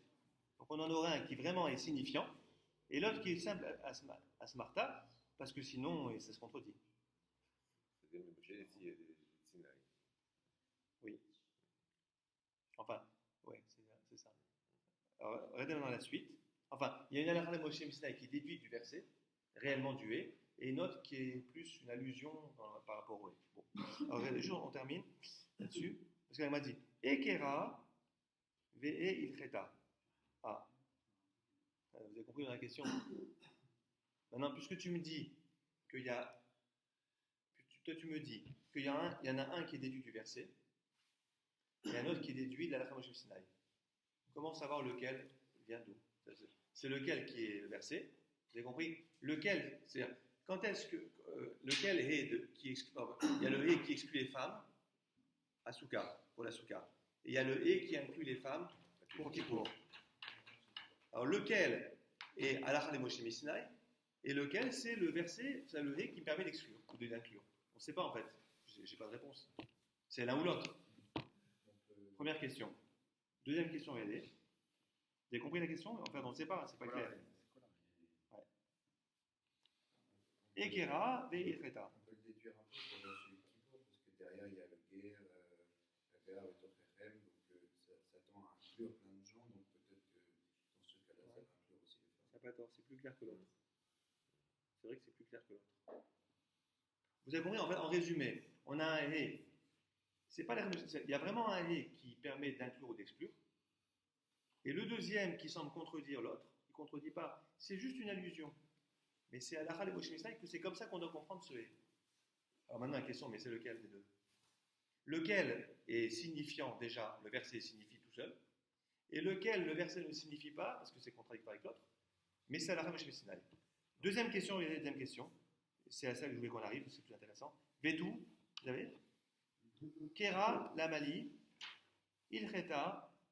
Ah là, c'est encore plus fort, c'est magnifique ça. Kera Lamali, Ilcheta Lamali. Regardez, je vous pose une question. Les deux cas là, que ce soit Kippour ou que ce soit les femmes, j'ai pas besoin. Écoutez-moi bien. Que ce soit le cas de Kippour ou le cas de Souka, j'ai pas besoin de verset ou de halakha de Moshe Mishnah. Je vous explique. Regardez, Souka, j'ai pas besoin de Haezra. Pourquoi? Parce que c'est un moment qui dépend du temps. Et Kippour, j'ai pas besoin d'inclure les femmes. Non, c'est négatif. C'est négatif. Kippour, c'est ne pas manger, ne pas boire, tout ça, c'est pas faire. Or, même si ça dépend du temps, le principe, c'est que les femmes sont tenues par les lois négatives, qu'elles dépendent ou pas du temps, on s'en fout. Donc, j'ai besoin ni de Haezra là-bas, ni de Haezra là-bas. Tout ça, ça sert à rien. T'as compris ou pas? C'est la suite, regardez. Est-ce que ça l'emporte sur le hé ou pas? Non, ce qu'on est en train de dire, c'est que non seulement d'abord, je ne sais pas quel est le hé qui est à la de Moshe Mishnah ou Smarta, et de toute façon, j'en ai rien à faire. Hein? Ça. Le pire, c'est ça. C'est qu'en vérité, ton hé ne me sert à rien. Parce que de m'exclure les femmes de la Souka grâce au Haezra, Ça sert à rien. J'ai déjà un principe, comme elles ne mettent pas les tefilines parce que ça dépend du temps, eh ben elles vont pas dans la souka, ça dépend du temps. Donc j'en ai rien à faire du verset, moi. J'ai déjà un principe, d'ailleurs c'est à la fin de une loi orale, qui est dans Kiddushin d'ailleurs, qui est écrit dans le Kiddushin, la Gemara Kiddushin là-bas, dans une Mishnah explicite, qui donne tous les cas, toutes les règles des femmes d'ailleurs, de quoi elles sont exemptées, etc. Parce qu'en vérité, il y a des exceptions. Par exemple, dans le cas des femmes qui sont exemptes, qui sont tenues des lois négatives, il y a des exceptions. Vous savez ça? Il y en a 3. Non, il y a 3 lois négatives ne pas faire, auxquelles les femmes sont tenues, sont exemptées, alors qu'elles devraient être tenues, puisqu'on a dit que les lois négatives, c'est comme les hommes. Il y a l'interdiction de se rendre impure pour les morts pour une femme Cohen. Elle n'est pas concernée. C'est un négatif, ça. Un Cohen ne doit pas se rendre impur pour un mort. Elle est dans un cimetière, par exemple. Un homme Cohen n'a pas le droit. Une femme Cohen, elle a le droit. C'est une halakha, d'ailleurs. Une femme Cohen, c'est au cimetière, elle a le droit au cimetière. Parce que c'est Béné Aaron, les fils d'Aaron. Pas Bénot, pas les filles. Deuxième cas, c'est la barbe. Enfin, c'est rigolo, mais... un homme a le droit de se raser à la lame. La femme non plus. Si une femme avait une barbe, elle aurait le droit de se raser à la lame. Et troisième cas, les péotes. Un homme n'a pas le droit de se raser les coins du visage, les coins là. Une femme, si elle se raser tous les cheveux, même ici, elle a le droit. Alors d'ailleurs, les 2 derniers sont liés. C'est pas parce que dans la versée, on relie le fait de ne pas se raser les péotes à la barbe. Puisqu'une femme n'est pas tenue par la barbe, parce qu'elle n'a pas de barbe en principe, elle n'est pas non plus tenue par ça. C'est les 3 exceptions. Tout le reste, elle est tenue comme un homme. Donc les travaux de Shabbat, tout ce qui ne pas faire, une femme, elle doit respecter comme un homme, aucune différence. D'accord? Bon. Maintenant, vous avez compris, c'est hyper intéressant. Maintenant, on est en train de dire, de toute façon, toute ton histoire de Aezra pour la Souka, qui exclut les femmes, le citoyen et pas les femmes. Le citoyen, c'est l'homme, par définition, pas la femme. Donc la femme ne va pas dans la Souka. Je m'en fous, j'ai pas besoin de ça, moi. Je sais déjà que c'est une mitzvah qui dépend du temps. Après, Kippour, les femmes, elles doivent se mortifier à Kippour. Pourquoi? Parce que c'est écrit à Ezra. Le citoyen, ça inclut les femmes. Je m'en fous, j'ai pas besoin de ça. Kippour, c'est négatif. Ne pas manger, pas boire, c'est un lota assez. Lota assez, les femmes sont tenues comme les hommes. Même si ça dépend du temps. Parce que Kippour, c'est une journée, un soir, une journée. Par définition, c'est dans le temps. Mais je m'en fous. Un mitzvah, lota assez, ça dépend ou pas du temps. Le chametz, c'est 8 jours, 7 jours. Ça dépend du temps. La femme, elle doit le faire comme un homme. Pourquoi? Parce que c'est lota assez. Le temps n'a pas d'importance ici. Vous avez compris? Donc, en conclusion, on arrive ici maintenant, où on va dire, mais de toute façon, je ne comprends pas. Le Haezra, il me sert ni dans la Souka, ni dans Kippour, puisque les femmes, je sais qu'elles sont incluses dans Kippour, parce que c'est l'ota assez, et je sais qu'elles sont exclues à la Souka, parce que c'est vat assez, Shazman Grama. Ça ne sert à rien. Bien que grammaticalement, il est tourné Comment? comme étant... On perd du temps là. Non, pas du temps, c'est magnifique. Bien que grammaticalement, il est tourné comme étant positivement. C'est ça, Il c'est était ça. maintenant Pshotechem. Oui. C'est-à-dire qu'elle même correspond à femme. des interdits négatifs, mais grammaticalement, elle est bien Tu as raison. Vénité maintenant Pshotechem, c'est Oui. un commandement positif. C'est vrai ce que Tu tu dis. mortifieras. C'est un remarque qui est très, très juste. Mais c'est pas parce que c'est formulé positivement que c'est un positif. Tu vois ce que je veux dire? Vous avez compris la question? C'est intéressant. Parce que c'est écrit vinitem, vous mortifierez votre âme. Donc c'est un positif. Mais en vérité, non. Parce que je ne peux arriver à cette mortification qu'en m'abstenant d'eux. Tu vois? C'est une bonne remarque. Donc on ne considère pas pour autant que c'est un assez. Même si la formulation est positive, En fait, ça la question reste c'est est-ce que Véanitem maintenant Pshotechem ferait partie de un des 613 commandements, un des 248 positifs? C'est ça la question. c'est une bonne question. Il faudrait voir ça. 365, pardon. Ça changerait tout. Les 248 positifs. 365 négatifs. Il faudrait voir. Il faudrait voir ce qu'il y a à partir de 248. Tu as raison, il faudrait voir. Je sais pas, à voir. On va voir. Tu veux t'en occuper tout de suite ou... Pour demain.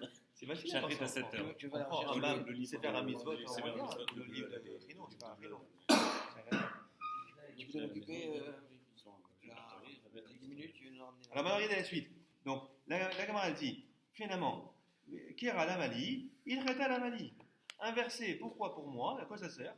Et Alacha, les Moshe Misinaï, à quoi ça sert? J'ai besoin ni de l'un ni de l'autre.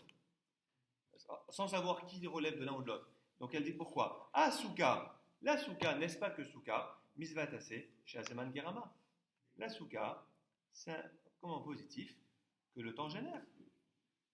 Donc ça sert à rien. J'ai pas besoin de ça. Vous avez compris? Vechol misvatase. Et là on rappelle le principe. Vechol misvatase chez Azeman Gerama. Nashim peturot. Et tout commandement positif que le temps génère, cause, Nashim peturot, les femmes sont exemptées. Et pourquoi on a discuté autour du lait alors? Puisqu'en fait. C'est ce qu'on est en train de dire. Ouais. Ça sert à rien. Ça sert à rien, mais pourquoi on discute? Ça sert à rien. C'est ça la question. Et ça pose toujours des problèmes, les femmes. Tu On vois, avait même peut-être quand une ça- veillée, il fallait occuper le temps pendant la veillée.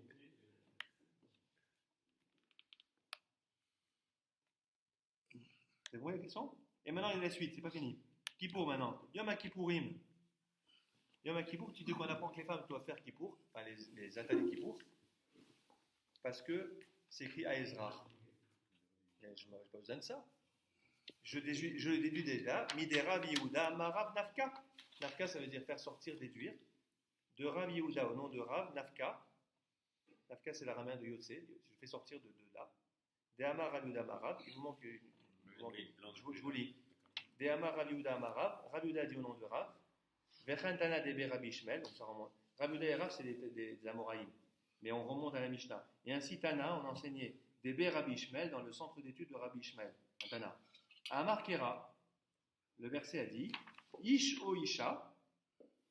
Là-bas, c'est écrit Ish o Isha. Et là-bas, on déduit que l'homme et la femme sont à égalité sur le plan du lota assez. Venicheta, s'il commet, je crois que c'est au sujet de manger du suif, relève. Et donc, c'est un interdit alimentaire de ne pas manger du suif. Et là-bas, on dit Venicheta nefesh, karet, l'âme sera tranchée. Et là-bas, on dit Chol misvatot assez, ben zeman grama, elles sont tenues. C'est dans Kiddushin, c'est Kiddushin 35a, Lamed et Hamoud Aleph, où là-bas on dit que les commandements négatifs, que ce soit ou pas lié au temps, les femmes sont tenues au même titre que les hommes. Sauf les trois exceptions, je vous ai dit, la barbe, le truc et le cimetière, pas la mort. Mais pour tout le reste, il n'y a pas de différence. Donc Shabbat, elle doit faire Shabbat comme les hommes, les interdits de Shabbat, etc. Il n'y a pas de différence. Pourtant, Shabbat, c'est lié au temps. C'est une journée dans la semaine. Oui, mais c'est négatif. Donc, elle doit respecter. Comme les hommes. D'accord? C'est un principe. Donc, sous-entendu Kippour aussi. Donc, le Haezra, je m'en fous, ça ne sert à rien. Pour inclure les femmes, tu as besoin d'inclure les femmes.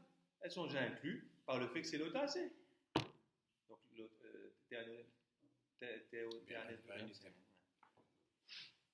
ok? Voilà. Alors, comment répondre à ça? En fait, on va répondre tout simplement, les amis, en disant que j'aurais pu imaginer que bien qu'il y ait ce principe général, eh bien, il y aurait une dérogation. On va voir. Donc, le Haezar devient utile.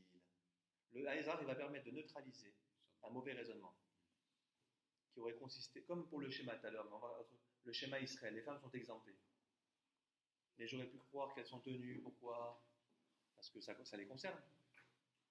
La croyance en un Dieu unique, tout ce qui est dans le schéma. Il y a plein de choses qui concernent les femmes. La mezouza, les femmes sont tenues, la mezouza. Il y a plein de choses qui concernent les femmes dans le schéma. Donc, le fait de me dire que c'est un commandement positif qui dépend du temps n'est pas suffisant. D'où la Mishnah dit, c'est une Mishnah explicite dans Berachot, qui dit que les femmes sont exemptées du schéma. Ça sert à rien de le dire. C'est Mizvat Rama. Non, j'ai besoin de le dire parce que j'aurais pu croire qu'à cause du thème du schéma, qui concernait les femmes et les hommes, elles sont tenues. Vous avez compris? Parce qu'il y a beaucoup d'exceptions. Parce qu'il y a beaucoup d'exceptions, des fois il y a des raisons de fond qui font qu'on ne voit pas pourquoi on exclurait les femmes. En dépit du principe qui les exclut. Vous voyez l'idée? Ah oui, le verset c'est Isho Isha dans Bamidbar, Isho Isha, Asher Yarasu, Mikol Chatot Adam, Nimrol Baal Badonai, Ve'ashema Nefeshai. Un homme ou une femme qui feront quelques péchés. Et là-bas, on voit que c'est les fautes négatives. Péché, ça veut dire qu'elles ont il ou elle, a transgressé une loi négative. Alors, Venicheta, elle sera retranchée l'âme. On voit que la punition, elle est comme l'homme et la femme, il n'y a pas de différence. Elles sont pénalement répréhensibles, elle et il. Donc, on voit qu'on n'a pas fait de différence au niveau de la punition entre l'homme et la femme. Donc, elles ont la même misva que l'homme, le ta'asé. Donc, je n'ai pas besoin de Kippour de me dire qu'elle doit faire Kippour, évidemment. Vous avez compris? On va voir après. Donc, on va voir qu'on a besoin de justifier. Ok.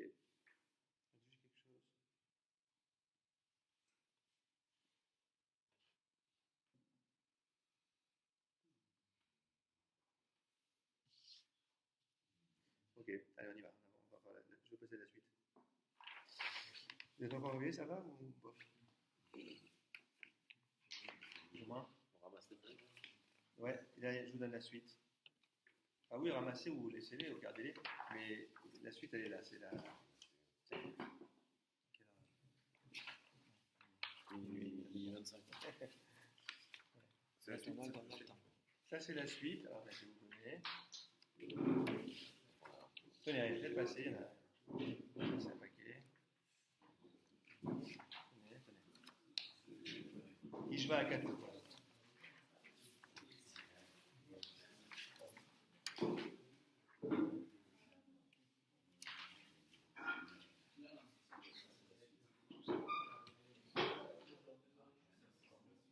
Oui, en attendant. Ouais. Dans le handicapé majeur, Oui. qui exagère, etc. Comment il fait pour enlever la souga? Il y a les personnes qui ont vu l'image de la souga. Il est absolu, il est absolu, il est absolu de tourner. Il doit rentrer. Il n'y a pas de différence. Après, si c'est trop compliqué, on rentre dans le cas de mystère, mais c'est une souffrance pour lui, ça dépend. C'est une souffrance qu'on peut donner le résultat. Oui, mais s'il peut rentrer, il n'y a pas de différence. C'est handicapé ou pas, c'est social.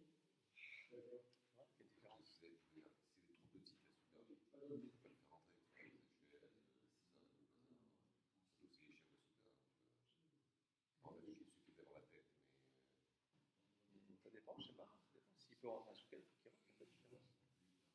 Il n'y a pas de différence. Tu vois ce que je veux dire? Ouais.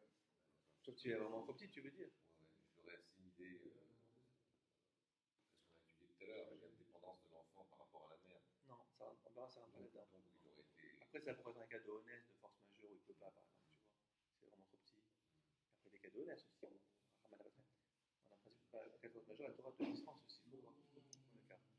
Regardez, on termine juste la phrase sur l'histoire de Misvat Tassé. Ishva Akatou, vous l'avez en haut de la page. Ishva Akatou, Isha, les Ish, les Chol Onashin Sheba Torah. Vous voyez, Ishva Akatou, le verset a mis sur un pied d'égalité. Isha, les Ish, une femme et un homme. Les Chol Onashin Sheba Torah, pour toutes les punitions, toutes les sanctions qui sont dans la Torah. En fait, ce verset là-bas, qui parle d'un homme ou une femme qui ont commis un péché, etc., qui ont offensé Hachem, là-bas, et Benicheta, l'âme sera retranchée. On voit que là-bas, Isho Isha, c'est écrit. Un homme ou une femme, pour un négatif, qui est en train de faire une loi négative de ne pas faire, ils seront punis. Donc on voit qu'on a considéré que l'homme et la femme sont juridiquement à égalité. Égaux devant la loi, comme on dit. Donc j'apprends là-bas déjà, donc Kippour, c'est l'ota assez. Celui qui mange un Kippour, c'est quoi la sanction? C'est la même que quelqu'un qui mange du Hametz, ça fait ça. C'est la peine de retranchement. Karet. On ne sait pas très bien ce que c'est. Vous savez que Karet, on ne sait pas très bien ce que c'est. Dans Gemara, il y a une discussion, c'est quoi Karet? Est-ce que c'est au niveau de l'âme, que la personne meurt plus jeune, ou sans enfant? C'est très compliqué, on ne sait pas très bien. Ce qui est sûr, c'est que c'est une peine de Dieu. Et que c'est une peine qu'on peut annuler par la Teshuvah. C'est-à-dire que ce n'est pas une peine irréversible. Si on recevait une sanction des fois, la flagellation par exemple, ça faisait que la peine s'en allait. C'était ça ou ça. Donc bon, peu importe. En tout cas, Karet, en tout cas, on voit d'ici qu'il n'y a pas d'imam entre homme et femme au niveau d'un ota assez. Donc, Kippour, les haïnouïm, les mortifications, c'est l'ota assez. Je n'ai pas besoin de haïzra pour inclure les femmes. Elles sont déjà incluses par le principe que c'est un ota assez. Alors regardez la réponse. Amar Abaye, vous savez? Amar Abaye, Abaye a dit Le'olam Souka ilcheta. J'affirme que Souka, quand il à jamais, c'est vraiment, on maintient que Souka, le fait que la Souka, elles sont exclues, les femmes, ilcheta. C'est une halakha le Moshe Misnai. Ça revient à ce que tu as dit tout à l'heure. On a dit ilcheta, c'est pas smarta. Ce que tu as dit sur Ezra. C'est plus logique de dire que. Ouais. Donc, on fait un parenthèse. Donc, Souka, c'est ilcheta, vous suivez? En vérité, la Souka, c'est bien halakha le Moshe Misinaï que les femmes sont exclues. Donc, quand on dit Aezrach, Quand on dit Aezrach, c'est Halakha les Moshe Misinaï. D'accord?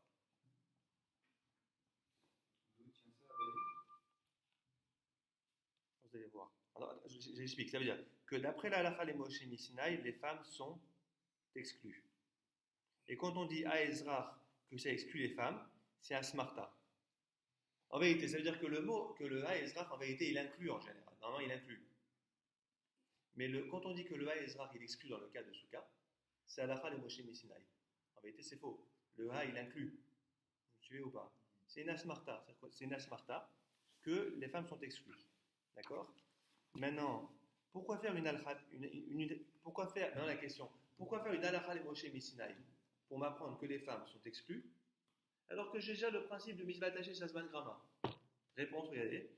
Beisterir. Et j'en ai besoin. Il est utile. Pourquoi? Salka Da'ata Hamina, il serait monté à ton esprit de dire. Ça, c'est un mot-clé qui veut dire tu aurais formulé un mauvais raisonnement. Tu serais arrivé à une hypothèse erronée qui t'aurait conduit à l'erreur. Laquelle? Teshevu ke'en tadoru. Madira ishveishto, afsuka ishveishto kamashmalan. Je vous explique. Comme on apprend, comme la Torah dit qu'il faut habiter dans la soukha, c'est écrit vous habiterez dans la soukha, teshevu, vous habiterez, les Sheb Asuka. On a un principe que teshevu ke'en tadoru, qu'on doit habiter dans la soukha, comme on habite chez soi. Madira ishveishto, j'aurais pu dire la chose suivante. Mauvais raisonnement, mais logique. De même que dans la maison, ishveishto, quand vous êtes chez vous, vous êtes avec votre femme. Afsuka, ishveishto. Donc, puisqu'il faut habiter dans la soukha comme chez soi, je suis avec ma femme, dans la soukha aussi. Donc, j'aurais pu croire que le principe que Milvat Shazman Grama ne s'applique pas dans ce cas-là. Vous avez compris? Parce qu'on a un principe qu'on doit habiter dans la soukha comme chez soi. Chez soi, je suis avec ma femme. Et bien dans la soukha, soit avec ta femme. Kamashmalan. D'où le besoin de l'Alakha de Moshe Mishnah qui dit ah, tu sais, la femme, elle n'est pas obligée. Parce que j'aurais pu penser le contraire. Donc vous avez compris? C'est-à-dire qu'il y avait une bonne raison de dire que le principe général ne s'applique pas. C'est clair? Voilà. D'ailleurs, c'est curieux hein, quand on réfléchit. C'est bizarre que pour les femmes. Moi, je serais une femme, je serais un peu choqué d'être exclu de la mise à Souka. Parce que c'est un peu vexant même. Parce qu'après tout, c'est vrai. C'est vrai, c'est bizarre. Pour une femme avec la Souka, c'est quand même important la Souka. On est comme chez nous. Bon, c'est comme ça, hein, on accepte. Mais c'est vrai que c'est pour une femme, ça peut l'interroger. En plus, les Sheb Asuka, donc une femme n'a pas le droit de dire la bracha Sheb Asuka. Sauf si elle est ashkénaze. Les femmes ashkénazes qui ont pris l'habitude de vivre dans la souka, elles peuvent.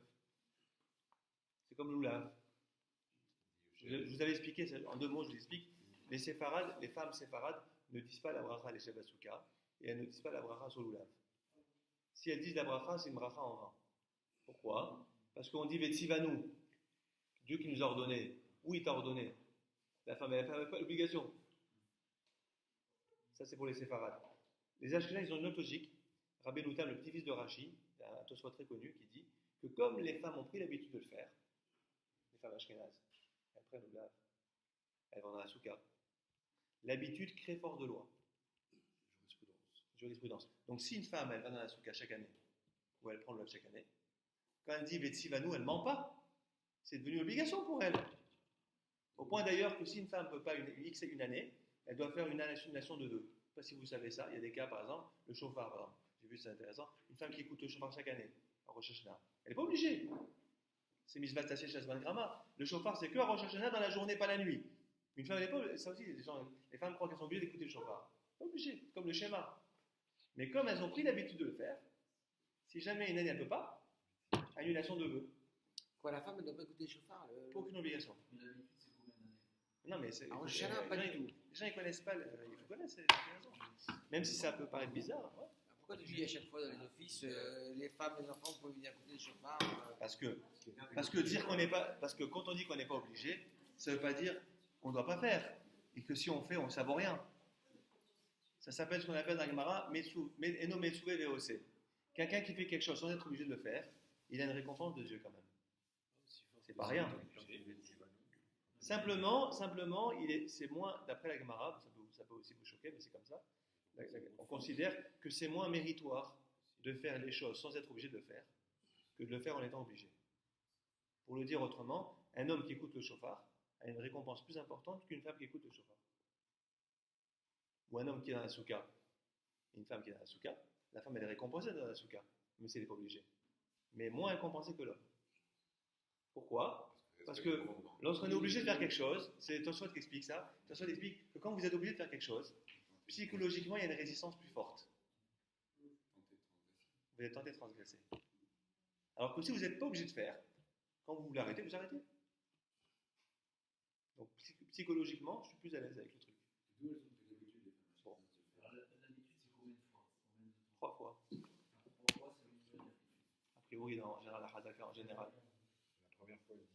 C'est dans l'annulation des vœux, si tu comprenais ce que tu disais. Donc ne déduisez pas de ce que je suis en train de vous dire que vous n'allez plus aller ni de schéma, ni de rien. Vous en avez tranquille. Mais ça veut dire simplement que si un jour vous avez raté le schéma, c'est pas la fin du monde.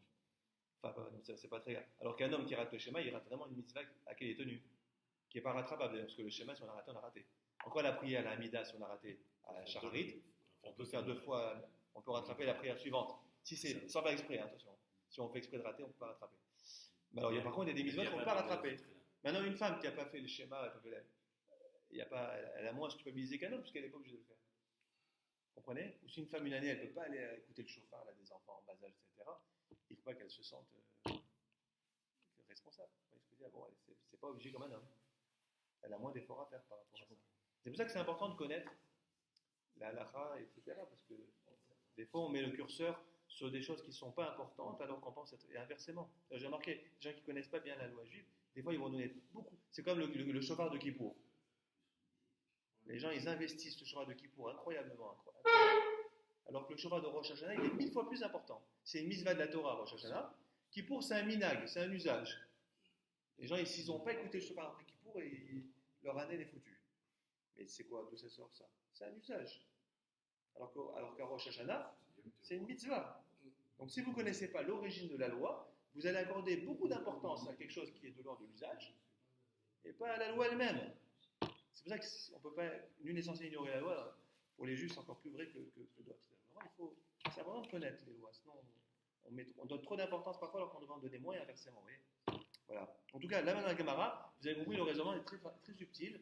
C'est que j'aurais pu croire que dans certains cas, comme le cas de la souka, bien que j'ai un principe général qui me permet d'expliquer que la femme est exemptée, comme on doit habiter dans la souka comme chez soi, et que chez moi je suis avec ma femme, j'aurais pu croire que dans la souka, je dois être aussi avec ma femme. Donc elle est tenue aussi.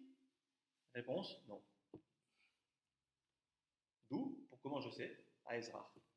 Donc c'est-à-dire que j'ai besoin et du principe général et du verset. Vous avez compris? Donc c'était utile. Bah non, c'était utile. Donc c'était utile. Alors je me demandais pourquoi on a pas. Oui, mais sauf qu'au début, je ne voyais pas encore que c'était utile. Ouais. Maintenant, on a répondu. Vous voyez, le hystérir, c'est un mot-clé qui veut dire c'est bien nécessaire. Et donc le Ezra, c'est pas simplement comme ça. D'accord? Alors maintenant, on va pour Kippour. Alors maintenant, il y a une deuxième réponse qui est très belle aussi. Il y a une deuxième réponse. Rava Amar. Rava, il propose une autre explication qu'Abaye. Regardez. Rava Amar, vous l'avez? Un autre hystérir.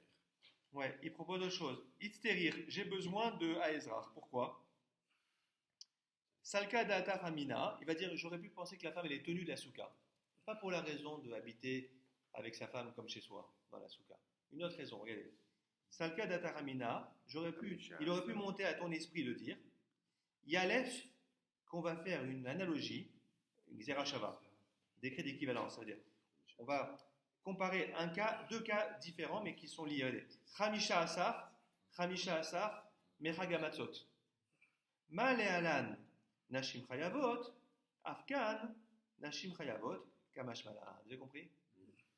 Qui a compris? Dites-moi. Donc on aurait pu comparer avec le 15e. Mais ça, c'est le 15e Nissan. Le 15 Nissan. Ils sont tenus de faire ça. C'est quoi tu as fait ça? Bravo. Vous avez compris? Parce qu'il y a écrit 15 pour Sukkot, 15 Tishrei, et il y a 15 Nissan pour Pessah. Dans la Torah, c'est écrit que le 15, le soir du 15, on va manger la matzah, le 15. Et c'est écrit aussi qu'il faut, le 15, il y a la fête de Sukkot.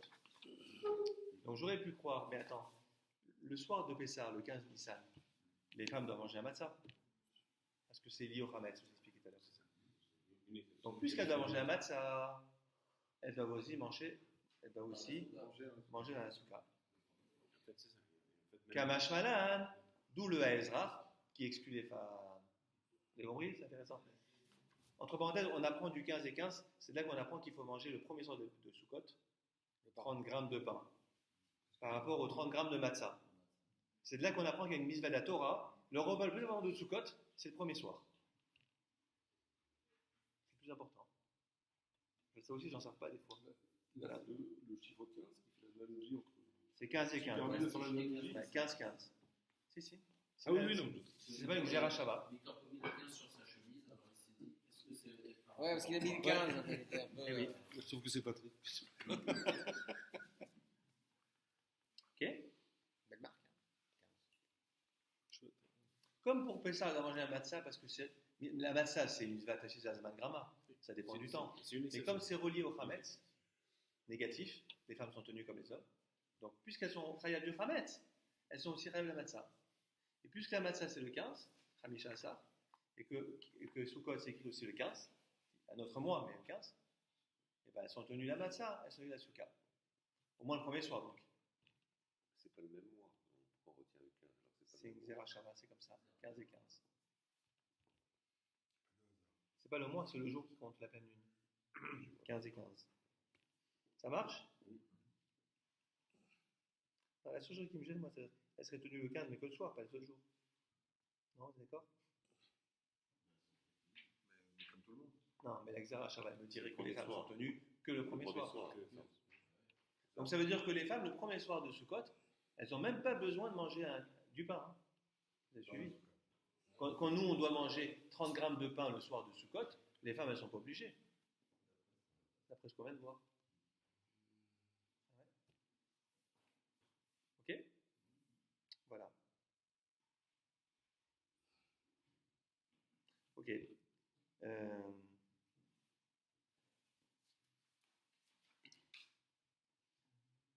Alors, regardez la suite maintenant.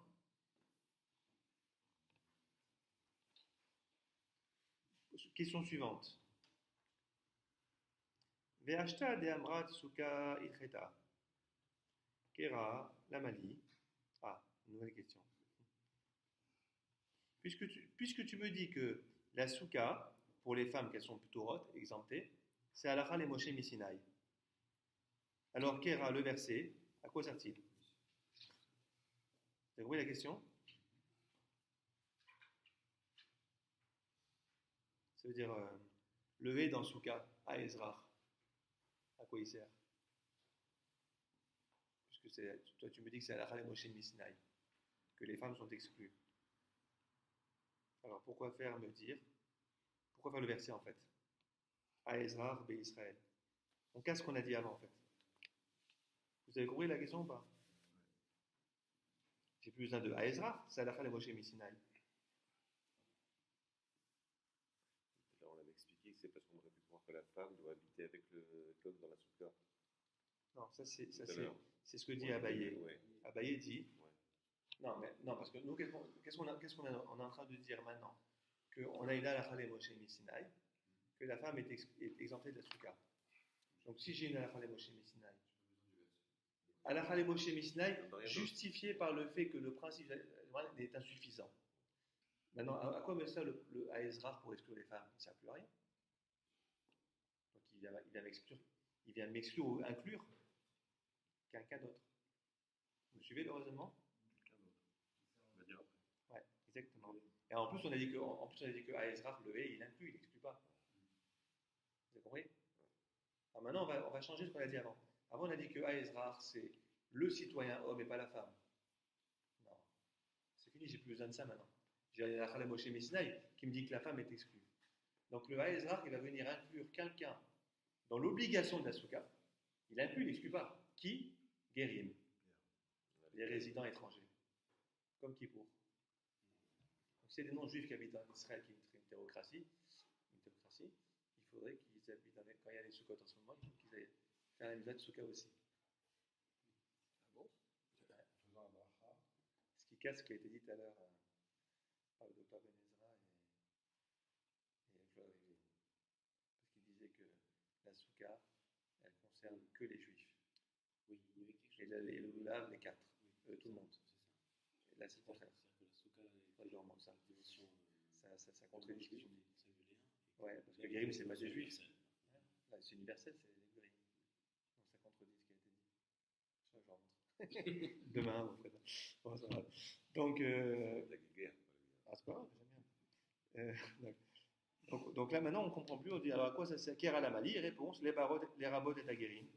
Ça vient inclure les résidents étrangers qui seraient Chaya de la Souka, Chayim Basuka. Ok. Et du coup, c'est cohérent parce que maintenant, le He de Ezra, c'est toujours inclusif. C'est plus exclusif. Ok. Voilà. Ouais, c'est-à-dire, le citoyen non juif qui habite en Israël, il serait obligé à l'époque de Sukkot de vivre dans la Souka, comme les juifs. Avec la bracha, bien sûr. Probablement que oui, puisqu'il est obligé. Ouais, bien sûr. Mais ça concerne les hommes étrangers. C'est une bonne question. C'est une bonne question. Je sais pas. Ouais, après, oui, guérir. Je sais pas. Non, mais est-ce que le principe de Zatil, ça demande gramma, il s'applique, oui. Donc on peut dans la souka des femmes non juives quoi.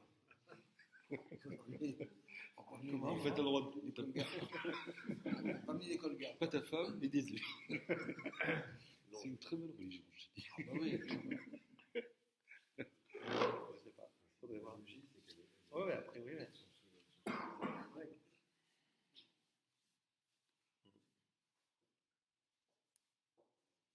Bon.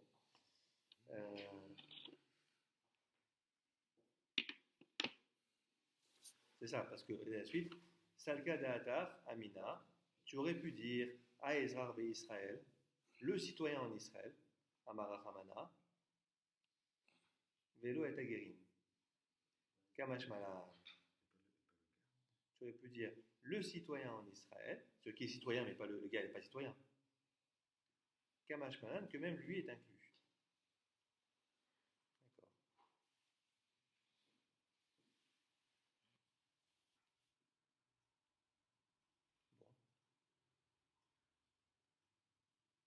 Bon. Maintenant, on est sur Kippour. Vous avez la suite là?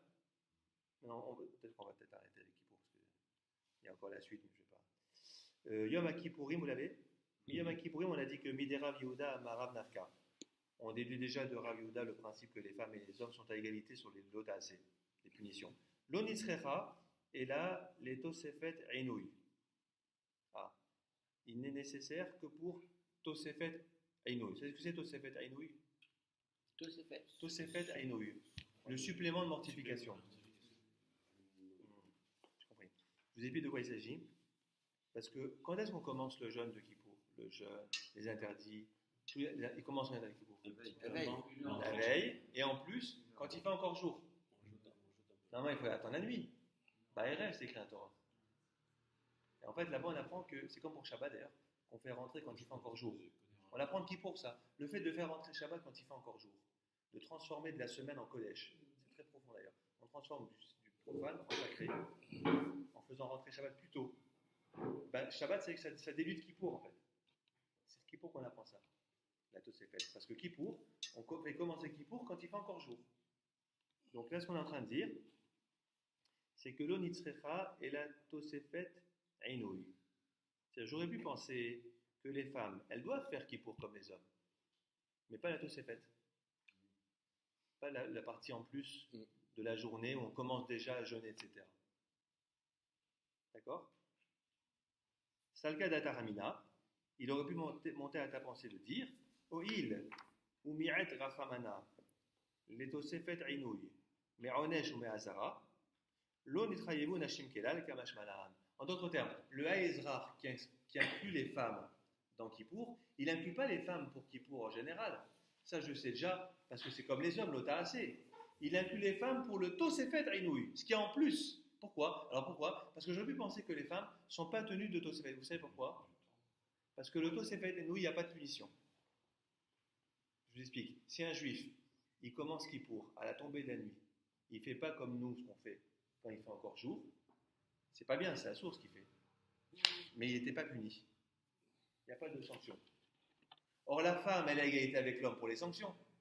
Mais ce qui n'est pas sanctionné, elle n'est pas égalité. Donc j'aurais pu croire que puisque la Tosefet nous n'est pas sanctionnée, la femme n'est pas concernée. D'où à Ezra, non, même la Tosefet nous, la femme doit respecter. C'est un peu subtil, hein, ça. Vous avez compris, je vais vous évaluer. Vous avez qu'à sortir, c'est pas facile. Vous avez compris ou pas? Vous pourrez revoir. Je vous explique. Le fait que les femmes doivent faire Kippour les mortifications comme les hommes, c'est logique. Pourquoi? Parce que c'est l'ota assez. Tout ce qui est ne pas faire, il n'y a aucune différence entre hommes et femmes. Maintenant, qu'est-ce qui fait qu'il n'y a pas de différence entre hommes et femmes? C'est que dès qu'il y a une sanction, il n'y a pas de différence. Vous savez d'ailleurs, les mitzvot assez, il n'y a pas de sanction. Quelqu'un qui fait des tefilines, c'est quoi sa sanction? Je pose la question. Ou quelqu'un qui ne prend pas le loula à Soukot, il n'y a pas de sanction. Moi, j'ai caché, c'est Non, c'est négatif. Oui, Oui, mais il n'y a pas de sanction. La sanction, c'est que sur le pas faire. En fait, c'est un manque à gagner de. Ouais, exactement. Bravo. Exactement. Il n'y a pas de sanction. Donc la femme, elle a égalité avec l'homme quand c'est sanctionné. Maintenant, la Tosefet Inouï, le fait de jeûner plus tôt qu'avant la nuit. Comme il n'y a pas de. Il n'y a pas de sanction. Donc j'aurais pu dire, attends, la femme, elle a égalité quand il y a une sanction. Mais là, il n'y en a pas. D'où à Ezra pour me dire, non. Bien qu'il n'y ait pas de sanction, la femme, elle doit commencer les mortifications comme l'homme quand il fait encore jour. Donc c'est utile. Bon, ça c'est un peu compliqué, mais ça vous montre la subtilité. Et encore, on n'a pas été dans les... On peut aller plus loin. Mais oui, subtilité des Gemara. Voilà. Bon, après, la suite, c'était qu'on a une contradiction, parce qu'on dit Kol, ça inclut les enfants. Et toi, tu me dis dans la Mishnah que les enfants sont exclus de la Souka. Alors, réponse là-bas, c'est qu'effectivement, on ne parle pas des mêmes enfants. L'enfant qui est tenu, c'est l'enfant qui est arrivé à l'âge de l'éducation. Ça, c'est très important. Dès que vous avez des enfants qui arrivent à être éduqués 5-6 ans, ils sont déjà obligés de faire les choses. Pour l'éducation. Ça, c'est important parce que des fois, les parents, ils disent, quand il sera bar mitzvah, il fera les choses. Si vous avez la bar mitzvah, c'est déjà trop tard. Il faut déjà, dans la nature, les éduquer à accomplir les mitzvot dès petits. Et petit, c'est ce qu'on appelle Gelarino, ça veut dire qu'ils commencent un peu à comprendre Dieu, la bracha, les notions, vous voyez, rudimentaires. Et donc là-bas, quand on dit kol, que ça inclut les ktanim, c'est les mineurs, ça inclut les mineurs pour la souka, quand ils sont en âge d'être éduqués. Et quand on dit que les femmes, les esclaves, les mineurs sont pétourim, dispensés de la souka, de quel katan on parle? D'un katan qui est tout petit, qui ne comprend rien, qui n'a pas du tout un âge avec 2-3 ans, qui ne peut pas être éduqué. Donc ce n'est pas contradictoire. Bon. Et après on va définir c'est quoi le katan qui a besoin de sa mère. Il y a plusieurs définitions. C'est le katan qui, lorsqu'il va faire ses besoins, sa mère ne les suit plus. Quoi Ouais. Quand il fait ses besoins, il n'appelle pas maman, papa pour l'essuyer. Il se lave tout seul. Après ses besoins, il est autonome. La deuxième définition, Rabbi Shimon, c'est marrant, quand il se réveille pendant la nuit de son sommeil, il n'appelle pas maman. C'est ça qui a plus besoin de sa mère. Moi, j'appelle encore ma mère. Parce que quand je me lève pendant la nuit, je reviens, le lit est déjà fait. Elle s'est levée pour me refaire le lit, donc j'ai pris l'habitude. C'est les deux définitions qui sont données. Bon. Alors après, juste pour terminer, on dit, mais je ne comprends pas. Tu me dis qu'un katan, il est exempté, et après tu me racontes l'histoire de Hillel, de Shammai, qui mettait sur le petit nouveau-né. Il est exempté. Alors après, la Gemara dit, non, des fois vous avez des Mishnayot qui sont elliptiques, il manque des mots. Il faut compléter. Et alors, les mots qui manquent, c'est Shammai Mahmir. Très mot. Shammai était plus sévère. Parce qu'on vient de voir que le katan qui n'est pas aguivé au chinour, il n'a aucune obligation. Alors pourquoi le nouveau-né, il lui met le scar dessus? Ça ne sert à rien. Réponse, Shammai Mahmir, il était sévère, mais Mahmir, ce n'est pas la loi. C'est être au-delà de la loi. Donc en vérité, la Mishnah, elle ne dit pas tout. Elle ne précise pas que Shammai n'appliquait pas la loi. Il allait au-delà de la loi. Bon, on va arrêter ici. Ah oui, on va dire Kaddish. Rabbi Hanania ben Akashia.